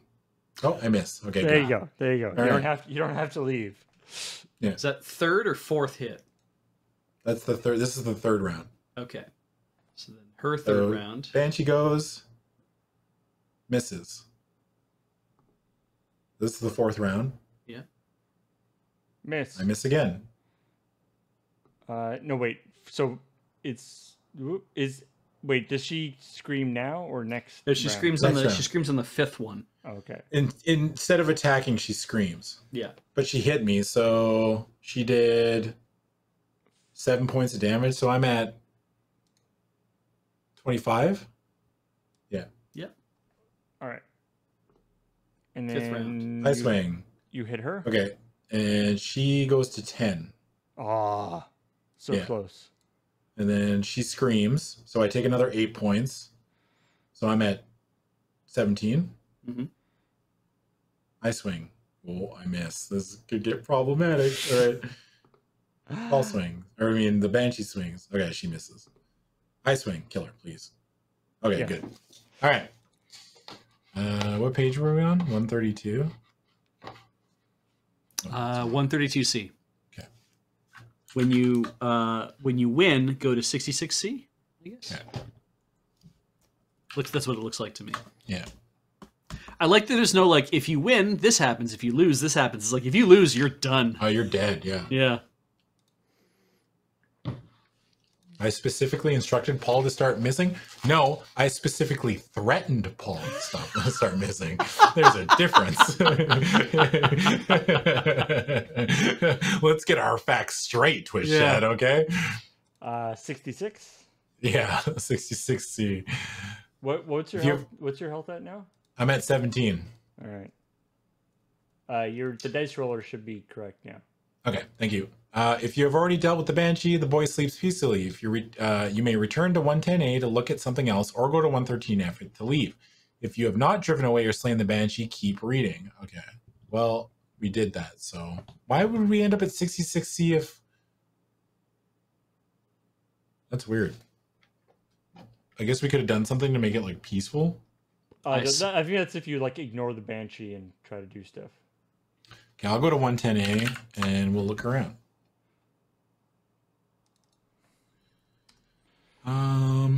Okay, so there's the boy, there's flowers, there's coin, there's fruit, flask, grape, draperies, and gauntlet. I'd be remiss to not investigate the gauntlet because I fucking pray that it's the Infinity Gauntlet. Hang on. What? So 66C is the one for the boy. And when it says if you've already dealt with the banshee, that you could keep reading and like and learn more things about the boy, I guess, is the idea. Yeah. Whatever. I'm more interested in the gauntlet anyway. Sure. Man. That's fine. You don't surround a gauntlet in candles for no reason. It's true. Right? That's just not a thing you do unless you're a fucking weirdo, I guess, but yeah. I mean, some people are weird, right? Yeah, that's true. What's this? 145? 143C. 143C. We worship the gauntlet. I surround gauntlets with candles all the time. No, you fucking don't. If you all these liars in the chat. Yeah, there's a bunch of liars. Where's the other hand? Where's the other gauntlet? That's the question. Yeah, that's true. It's just behind, just taps you on the shoulder. Oh, shit. Oh, okay. Makes sense. All right. The gauntlet is of finely crafted iron and too large to fit a human hand. Fuck. It is mounted upright, its face or palm facing the door, fingers outstretched. You recognize it as a symbol of Torm, a demigod of duty, loyalty, obedience, and those who face danger to protect innocence. That's important to you somehow. You served Torm. You remember now. Nice. In your life, you serve this demigod, and you remember more. Read the next section of your memory trace. Nice. After you're done, return here. So it's section 3. Okay, so... Wait a minute. I love Torm. Second I love Torm. It's Corm, I love actually. Torm. You love Corm. I love Tirm. 35B is for the next memory. 35B. Yeah. The Lich held one hand aloft and its fingertips burned. The fires grew, gathered, formed into a sphere and hurtled towards your friend. Friends, no, they must not die. Tired as you were, you threw yourself in the way and the fireball struck. Your armor held and you fell, in the world a blaze of red. You thought, I'm alive. Harant's playing with us, testing our strength. You staggered to your feet. Arnat, the halfling, lay dead, aged a century in seconds. The wizard babbled it incoherently. Where is Celia? Cleric, you called. Surely the brave one you both worship would not let her perish. Disaster, and all because you stumbled into this Lich's lair by sheer accident. You saw the Lich one moment, Celia the next. She dangled like a baby in the undead monster's grip. He means to strangle her, you thought. You remember touching your ring. What ring? You cannot see it in your mind, not anything more of the battle. Okay. Boy, I hope that the ring that we gave away was not the ring that we needed. Oh, man, that's going to be real awkward. Does anyone remember what page we're on? 143C. Okay. Also, throwing yourself in front of a fireball doesn't do much. It's an area effect attack. Just saying. Yeah. Oh, yeah. Hey, that's a good point. And okay, you know what? I don't think any suit armor is going to stop a fucking fireball, like taking one of those to the chest, right? Yeah. Well, it's like it stops it, but now your armor is red hot. Like it's... Yeah. All right. Okay, if you're using memory trace A, go to 148E. If you're using memory trace B, go to 46B. 148E. 48E. Oh, that's cool. So it's not just a soft glow suffuses the temple, and a voice speaks in your mind. The deep voice of Torm, your mentor. Greetings, vassal. I well remember your services to me. Have you behaved as a servitor of Torm in all honor? Open your mind, and I shall see. Have you checked evidence box D on your bookmark? Nope. No. 134A. We have A. That's it. Yeah. We sure haven't. Torm's going to be fucking pissed. After a pause, Torm continues. You have conducted yourself in unlife as you did in life. I salute your discipline. You were a worthy warrior, and Torm helps the worthy, be they alive or dead. The glow filling the temple centers on you. You feel warm, healthy, even alive for a moment. And Torm has healed you. If you have lost any unlife points in the adventure up to this time, you regain them all. Sweet. Let's fucking go, Torm! Woo! Wow. You're gonna have to come back here often. Yeah. Say after fighting a banshee. Yeah. I fucking love Torm. He's my favorite. With a scrape of metal on metal, Torm's giant gauntlet turns around on its base. It points at one section of the drapery surrounding the shrine. The pin there flies straight to the gauntlet's palm. This pin, unlike the others, is a small plain bar. As you watch, it grows, transforms, and becomes a bar of iron, the right diameter for a fighting staff. Torm has given you the iron piece of the Staff of Waterdeep. Yeah! Nice. We got one! If anything, we got the most important part, the staff, right? Yeah. If anything. That's good enough, right? Yeah. It's a start. His voice sounds again in your mind. I wish you well, unsleeping warrior, but I can help you no further. The powers of the multiverse may move planets and suns, but in the affairs of humanity, they rely on the strength of humanity. Persist in your quest, for the fates of 100,000 living spirits hinge on your deeds. With that warning, voice and glow both fade. Check off the iron piece on your bookmark list and take the piece with you. It does not count against your limit of 8 possessions. Go to 156A to find out more about the Staff of Waterdeep and this piece of it, but first make a note of this section, 134A, so you may return here after you are finished. Then go to 113F. Okay. So 156A. Yep.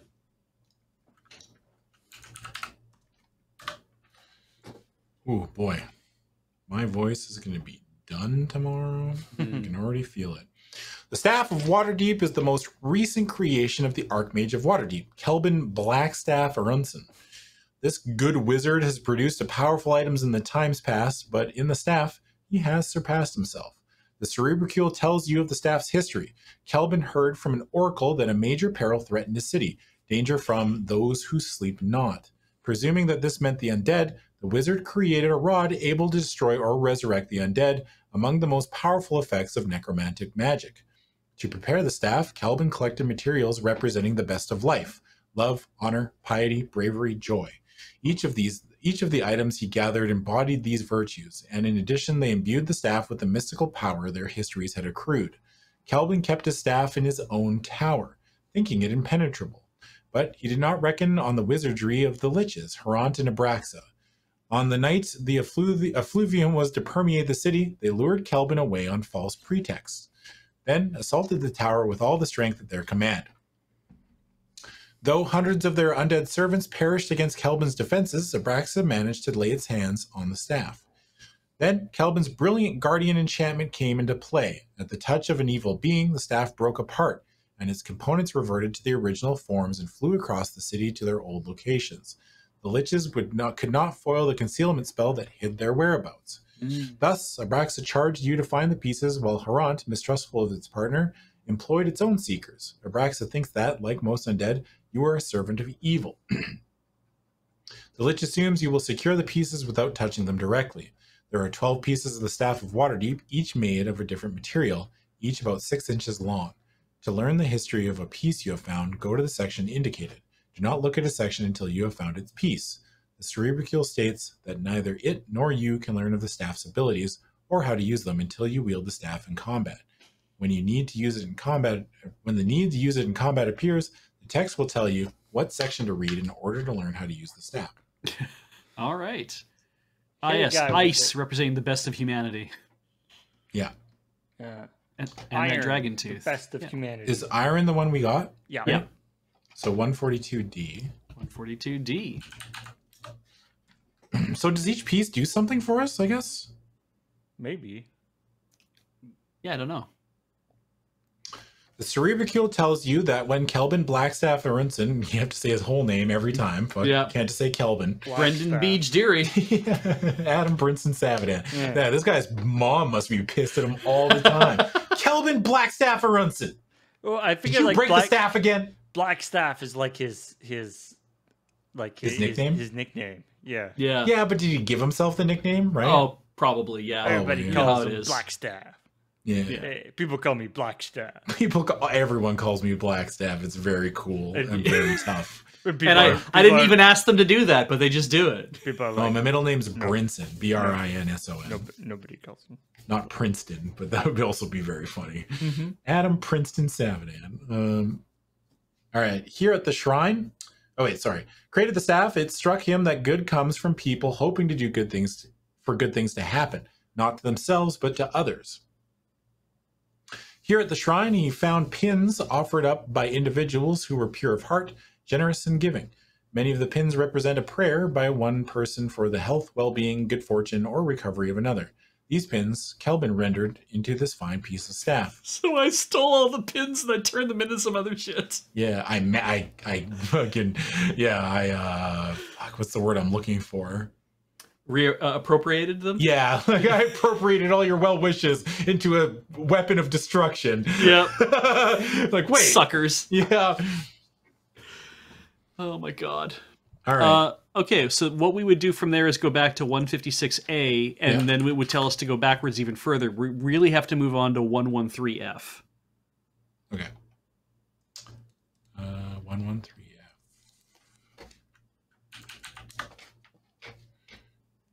Okay. You stride from the temple. From here, you can barely see the notorious city of Garbage, the dumping ground of Waterdeep. You may walk there and look around in a half hour's time. Do we go back to the city and try to, like... I mean, we could try. It's like, you see the city of Garbage. Also, there's a big garbage heap over there. Mm-hmm. I'm going to try going back to the city of Garbage, because I guarantee you there's something there, right? It might be like, you know, if you've been here before, go do a thing, but... Yeah. City of Garbage. If you've been to the city of Garbage before in this video, stop reading here and go immediately to 118E. Okay. Whoa. All right. Oh, I didn't look at the art. They're just like fucking stuff around. What? Okay, good. I just thought this like floating shit. Yeah, I like that goblin smoking a cigar. Yeah, 2 fighting poltergeists. I see. What was it? 118E. It said to go to immediately. 118E. I swear, my memory. They're still at it. The poltergeists have moved everything around pointlessly. Otherwise, the city of Garbage is completely unchanged, except for what you change yourself. Too stupid to remember you, Velix and Giorlo begin to bicker at exactly the same point in precisely the same argument. You may go back to... we can just redo it. Yeah. Oh, okay. We'll go back to 114A to get involved. Poltergeists are stupid. Ha! They're idiots. Yeah. I'm not doing the voices again because my throat's going to die if I... That's fair. Okay, so they were arguing about flat or neat piles. Okay. So... That's enough. That's all the kind of, that I'll need. You could ignore them. Should we just ignore them and look around? I mean, you could look at that wooden hobgoblin. I think I'm just going to ignore them and look around. All right. 37C. That wooden hobgoblin was like somebody's prized possession, and then like somebody else threw it away because they thought it was a piece of like. Yeah. They're like, but that was so cool. I love that little wooden hobgoblin. It's like everyone hates that wooden hobgoblin. It's so tacky. It's like the lamp, the leg lamp from Christmas Story. I love this lamp. You pretend you have not heard the poltergeist questions and begin looking around the city of Garbage. That tusk, for instance. Oh, there was a unicorn horn on the list. Wait, yeah. So on the list of the staff of Waterdeep. Yes. Unicorn horn was on there, so I think that's what the unicorn horn is. Hey, guy! I like the way these poltergeists talk to me.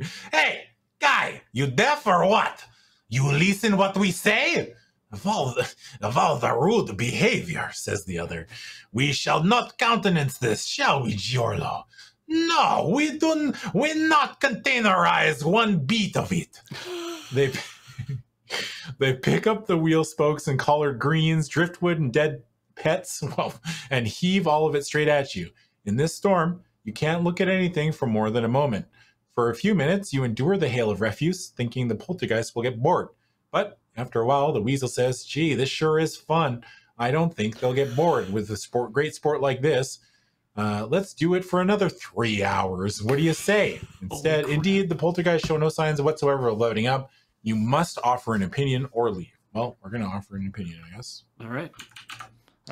So we did the guy. We did Jorlo the first time. So we're gonna. I'll side with Velix. Or you can also say speak without offering an opinion. I guarantee you that one's bad.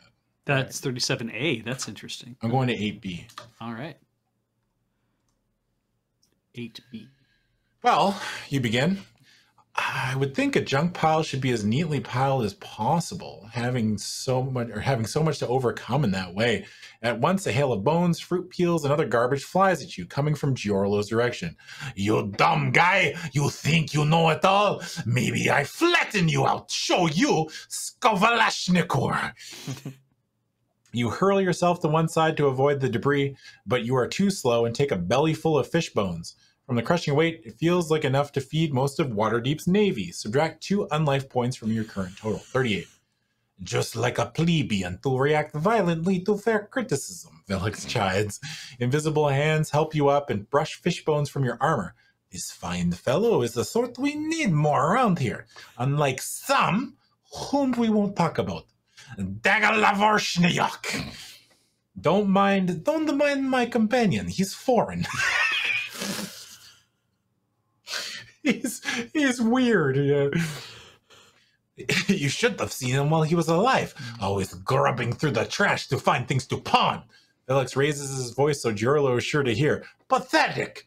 A tramp's life and a tramp's death. A pile of junk fell on him. What brings you our way, a stranger? I seek the staff of Waterdeep, you reply. Voiced by, like, Mike Myers, maybe? Yeah. Or something.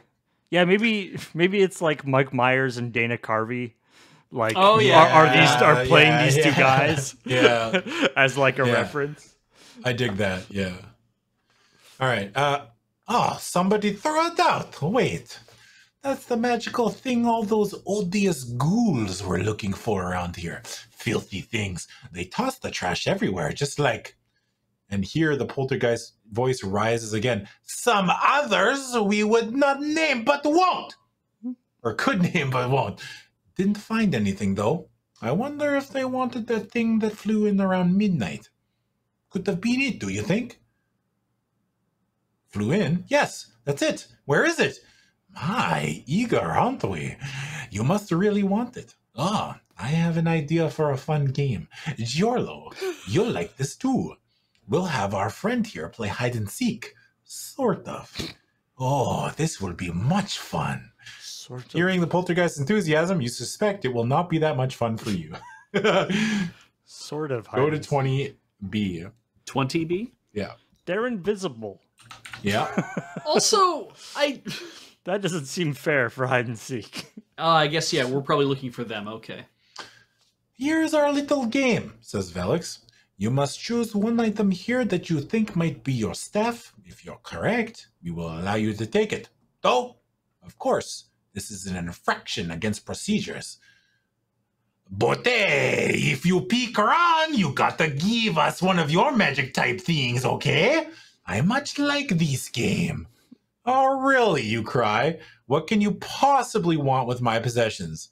That's what makes it a game, silly.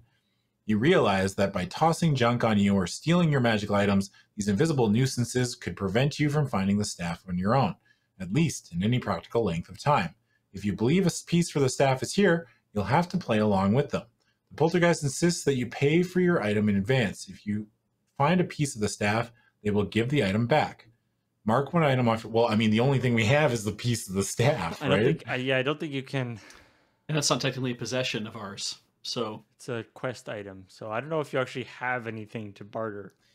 You know what? For the sake of ease, I'm just fucking gonna give him the staff of Waterdeep. Okay. Look, I make the fucking rules around here. All right? Sure, yeah. It's my shit. It's true. I'm in control. Yep. So we're just gonna do that because I don't want to have to fucking leave and come back. All right. We're on a schedule. So now I guess I could give him the sword. Yeah, that's an option too. I mean, what if we lose our sword? We're giga fucked. Yeah, that's true. Look, that's it's only a problem if you lose, which you're not going to. So it's there's fine. no possible way I lose this game. Just believe in me, man. I gamble all the time. You know. All right. I never lose. Never once have I lost. Yeah. Do you want to play the game first, or do you want to take a break, have commercials? I don't know how far along well, I mean, there's only half an hour left, right? Should we just run it through and then? Yeah, we can just go through. Sure. We started a little. It was a weird timing on all of our. Yeah. Adam. We'll just run it through. Adam always lucky Savadan. Yeah, never punished. So we have to choose one of these things. Now, we could Go back to 114A and pick what you will look at. 114A. Okay. So you were big on the tusk before. Yeah. So this is the like all the things. So we have to pick one of the things that might be because the different parts of the staff get like disguised or they go back to whatever they were originally. Yeah. Well, does anyone remember what page all the staff ingredients were on? Does anybody remember? Hang on. Something. Because we can just look. 156A. Okay. So we go to 156A. Dragon tooth. There's a dragon head thing. Yeah. Crystal, iron, wood, ruby, leaded gold, silver, ice, stone, ceramic, ivory, unicorn. So there's ceramic too? I mean like I think there's basically everything here, right? Fuck. there's that rocking horse. Ivory like a tusk? That's true.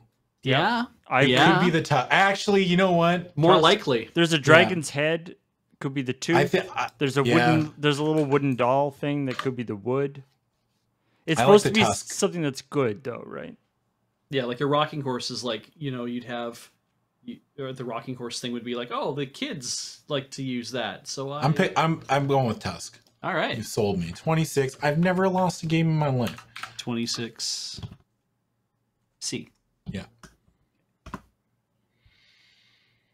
The tusk is ancient and cracked, but it's quite solid. The cerebral tells you, very, very old mammoth tusk. Creature killed by adventurer who kept tusk as proof of his deed. Adventurer dead many years now.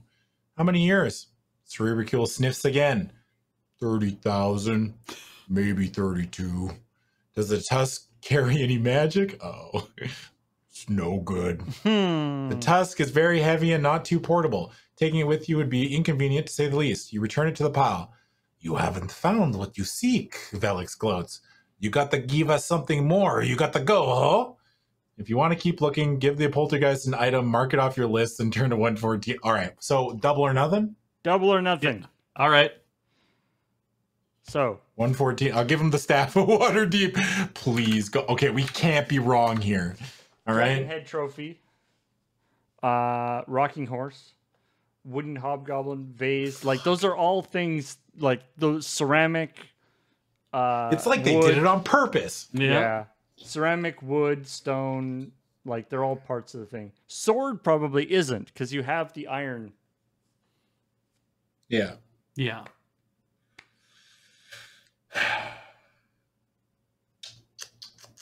All right. What did chat says? Rocking horse, goblin, unicorn horn on the horse. Yeah.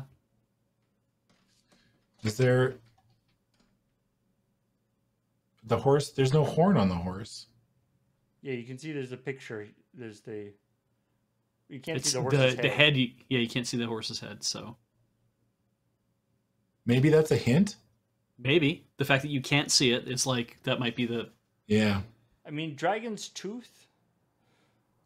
And there's like a dragon head that would have teeth in it. Yeah, but there's ceramic too, and there's a vase. But like, where else are you going to get a dragon's head? Well, the dragon tooth might be a part of some other sort of thing. We'll find a dragon somewhere, right? Yeah. I'm really nervous. I don't want to lose everything. I don't know what to pick. I have no idea. My gut, I don't even know what my gut says. Because if I screw this up, we're not getting that stuff back. Right? We're basically hard locked. Yeah. Well, we're not hard locked. We just leave, right? We just lost everything. We lost our sword, so we can't fight. Yeah, that's kind of a hard lock. We can't fight, but it also means that we would lose one piece of the sword of the staff of Waterdeep. And we need all the pieces, as many pieces as possible to assemble it. Because that's technically the quest. I think that's why you're not allowed to give it up. Yeah. I don't know what to pick. I want to be right. You vote horse? I'm kind of thinking horse too. All right. The way it's like kind of hidden in the back. Yeah. I feel like it's the horse. Yeah. Okay, 15B. Do we even know if there actually is something here, or are they all just MacGuffins? Oh, that would be unfortunate. Yeah. We can check them all. I mean, yeah, we'll probably just check them all. I don't really care. Yeah. What is the author of this book going to come? The police are going to show up? Like, put the staff of the water deep on the table. The rocking horse looks awfully incongruous here. Curious, you approach it, but as you draw near, Giorlo the poltergeist calls out, "Hey, guy, watch out for a spot, you know?"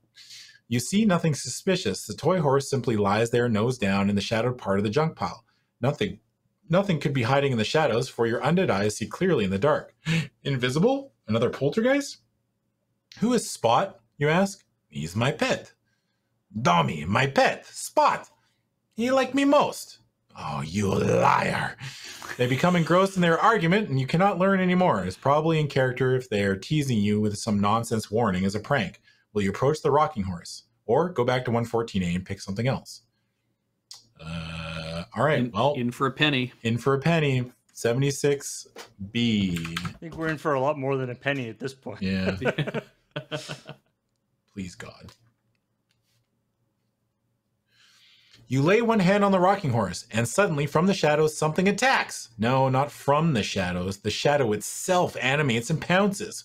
Claws of solidified darkness rip at your armor, and an animal growl sounds in your mind. The shadow is one of the least intelligent but most dangerous undead, for, as you have found, it is almost undetectable. "Oh, looky! Spot got him!" cries Giorlo. "Way to go, Spot!" I mean, we were right in that the shadow looked suspicious in the picture. It's true. "Now, remember your manners toward guests, Giorlo," says Velix. "Don't encourage the beast. Oh, by the way, warrior, you may kill Spot if necessary. He always muddies up the yard. Perhaps your sword would prove helpful." Now they're teasing you. Struggling for your unliving existence against this vicious predator, you have already considered this alternative. Wrestling the beast away long enough to draw your sword, you attack. Conduct combat using the shadow statistics given in the combat page table for 160. If you reduce the creature to 4 unlife points or less, it runs away. If you defeat or chase away the shadow, go to 30A to look at the rocking horse. I think this might be it because we have to fight the horse. It's interesting that okay, things run away. I know we gave up the sword. I'm going to rule because they said, perhaps your sword might prove helpful, and then they threw it to me. Yes. That seems like a thing that they would do. Right. This guy hits on a 6, does 9 damage, 25 life points. Okay. Sorry, what page was the 132? What was the... Oh. Wait, where were we is what you're asking? Oh, wait, no, it's on we were just at 76B. So 114A is the master page that everything's based off of. Yeah. So it would be Shadow from 114A. Right. Okay. So I go. I hit for 7. What's it at? What it has? 25 hit points? 25, yeah. Okay, so it's at 18. Shadow goes. It hits on a what? 6 or less? Yes. 6. Poggers. Okay, it misses. I go. Hell yeah, I'm way better at this than Paul is. I point out he has the same record you do. Shut the so fuck far. up, Beej. Beej, you're on fucking thin ice. Okay? Beej, I don't think you understand how this works. Yeah, I don't think you. If you don't understand how it works, but at this point, then there's no hope for you. You know. Fair enough. Okay, so it's at 11. Yeah. I only have to hit it one more time, right? Yeah. So Shadow goes. Shit, it hits me for 7. I'm at 31. 9. 9? Oh Yeah. my god, I'm at 29. 29. Jesus. I go. Please hit. Thank you. Okay, the shadow runs away. Hooray. Bye, Shadow. A victory. I kind of like the way everything runs away. Like, you're not, like, killing things. Yeah. So 76B. Fuck, okay. Fuck, shit. Fuck. Stop. Fuck, it hurt. Okay, I'm done. Jesus. 76B is where we were. Yeah. So On we're a going to win, I 30A. think we were supposed to go to 30A, yeah. Yeah. 30 alpha. Please don't fuck me. Please don't fuck me. Please don't fuck me. The shadow fucks you. Whoa, well, I didn't mean that literally. The shadow nibbles your ear. After the savage battle against the shadow, you almost forget about the rocking horse, but it was the cause of the fight after all, so you warily pull it loose from the pile. The rocking horse turns into a rockin' unicorn! Hell yeah! Yeah! Let's fucking go! Fuck yeah! Touchdown! Everyone's allowed. Fucking commence with the touchdowns! They're pouring in. I like how it's like the rocking horse turns into a rocking unicorn. It has a guitar, like diddly diddly diddly. Yeah.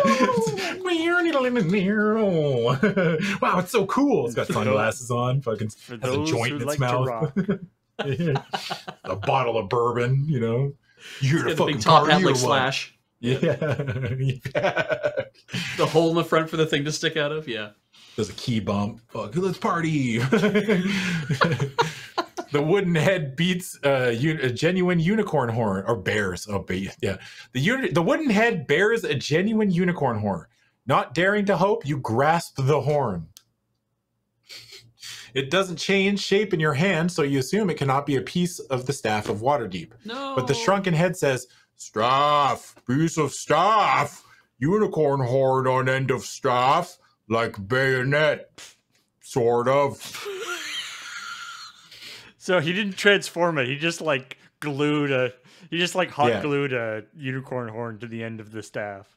That's good. This is the piece you sought. Check off the unicorn horn on your bookmark list and take it with you. It does not count against your limit of 8 possessions. Go to 156A to find out more about the staff of Waterdeep and this piece of it. But first, make a note of this section, so you may return here after you're finished. Okay, well, let's read about the staff first. 156A. And we get all our shit back, I hope. Yeah, we get all our shit back, just like they're in conjunction with the accord. Yeah. 88. Unicorn horn, 88D.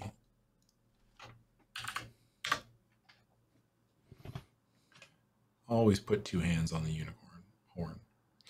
The unicorn that bore this horn was a valiant animal that died fighting to protect an innocent named Lila from a band of brigands.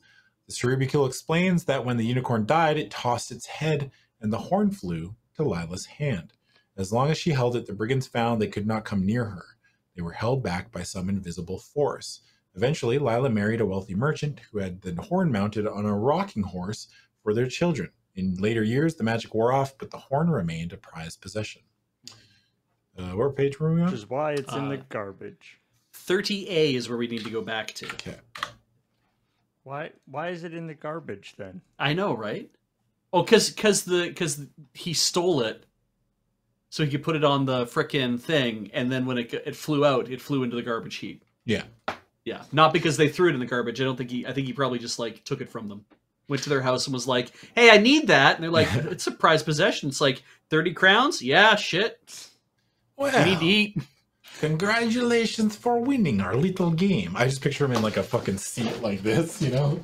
Like, yeah, just... Well, congratulations for winning our little game. Except the seat is empty because it's a poltergeist. Yeah. It's a poltergeist. Do you want to animate that for us? All right. Little game, says Velix gruffly as the poltergeist returns the magical item you wagered. Thanks. How does this valuable item come to be in a junkyard? You ask Cerebicule. Very interesting story. The shrunken head begins. 640 years ago in Battle of Baruunsil. Wait, shorten the story to a few sentences. The Cerebicule is silent for a minute or more. You begin to think it has given up. Until you decide what to do next, it speaks up. Undead monster killed their stuffed memory problems. Could not remember from 1 hour to next, but survived till now. Lich sent it to look for staff. It found this piece in city of Waterdeep, but then came here looking for more. Forgot why it had rocking horse. Dropped it. There, see how easy that was, says the weasel. Hey! Every time a wiener, says Jorlo. Great stuff and maybe more pieces still to find. Want to play more? Yes. Now that you have the piece of Staff of Waterdeep, you feel little need to stay. But if you think there might be another piece here, give the poltergeist one of your possessions, mark it off on your list, and return to 114A to try again, or leave. No. There's only one piece. There can't be There's another. no fucking pause. They said there was only 2 pieces this way, right? I thought so, yes. And we found the staff and we found the fucking unicorn horn. Yeah. I didn't notice them saying that, but it's like a microphone. I think when earlier it was like the Cerbicule at one point was like there are, you know, it's 2 pieces. Yeah. I remember him doing something like that. I didn't know that was on this in this section. But yeah. They said maybe more. Oh god. Look, we don't deal in maybes, okay? Fuck. We're not dealing in maybes. I don't pay you to think, Twitch chat. Okay? Pay you to just clap, do an emote every once in a while, you know, fucking touchdown. Yeah. And then I get some serotonin firing off in my brain. I'm like, wow, I'm really good. That's it. That's the fucking end of it, okay? Ook ook. You pay us? You pay us? But yeah, I think that's a good time to stop right there, hey? That's that end of a a good victory. ending point. I absolutely think end of a victory. We got 2 pieces. We're way ahead of where we were last time. That's crazy. I mean, I think we had a couple pieces last time, but we weren't as we didn't really know what we were kind of wandering around. I feel like we're much more, you know, focused. Yeah. That's because my life experiences have culminated to this, Paul. Yeah. I'm much more learned than I was last time I played this book. Also, I think last time we ended by like, okay, you know what? Well, let's just see if we can fight these guys. And then we like walked into their place and a wall ate us. Yeah, like, we became just like grab... part of a wall. The last one was we tried to pull a ring. There was a ring on a finger. And we're like, I take the ring. And like the wall fucking swallows you and you die. It's like, oh, sick. Okay. All right, everybody. Thanks for hanging out with me and Paul and Beej. That was a lot of fun. Before we go, I want to mention one more time, patreon.com/loadingreadyrun. With your support with a little bit of a monthly fee there, it helps us keep the lights on. Lets us do streams like this and everything else that is under the Lure umbrella, which is a lot. And we are all very thankful for it. Also, I would like to mention store.com or store.loadingreadyrun.com, where you can buy a bunch of stuff, t-shirts, playmats, dice boxes, or dice trays, dice themselves, and dice bags, and everything else under the sun that we sell. So that helps us as well. So with that, we're out. We'll be back next week with more of this book, which I am very excited because this book is actually well written. Yeah. So good night, everybody.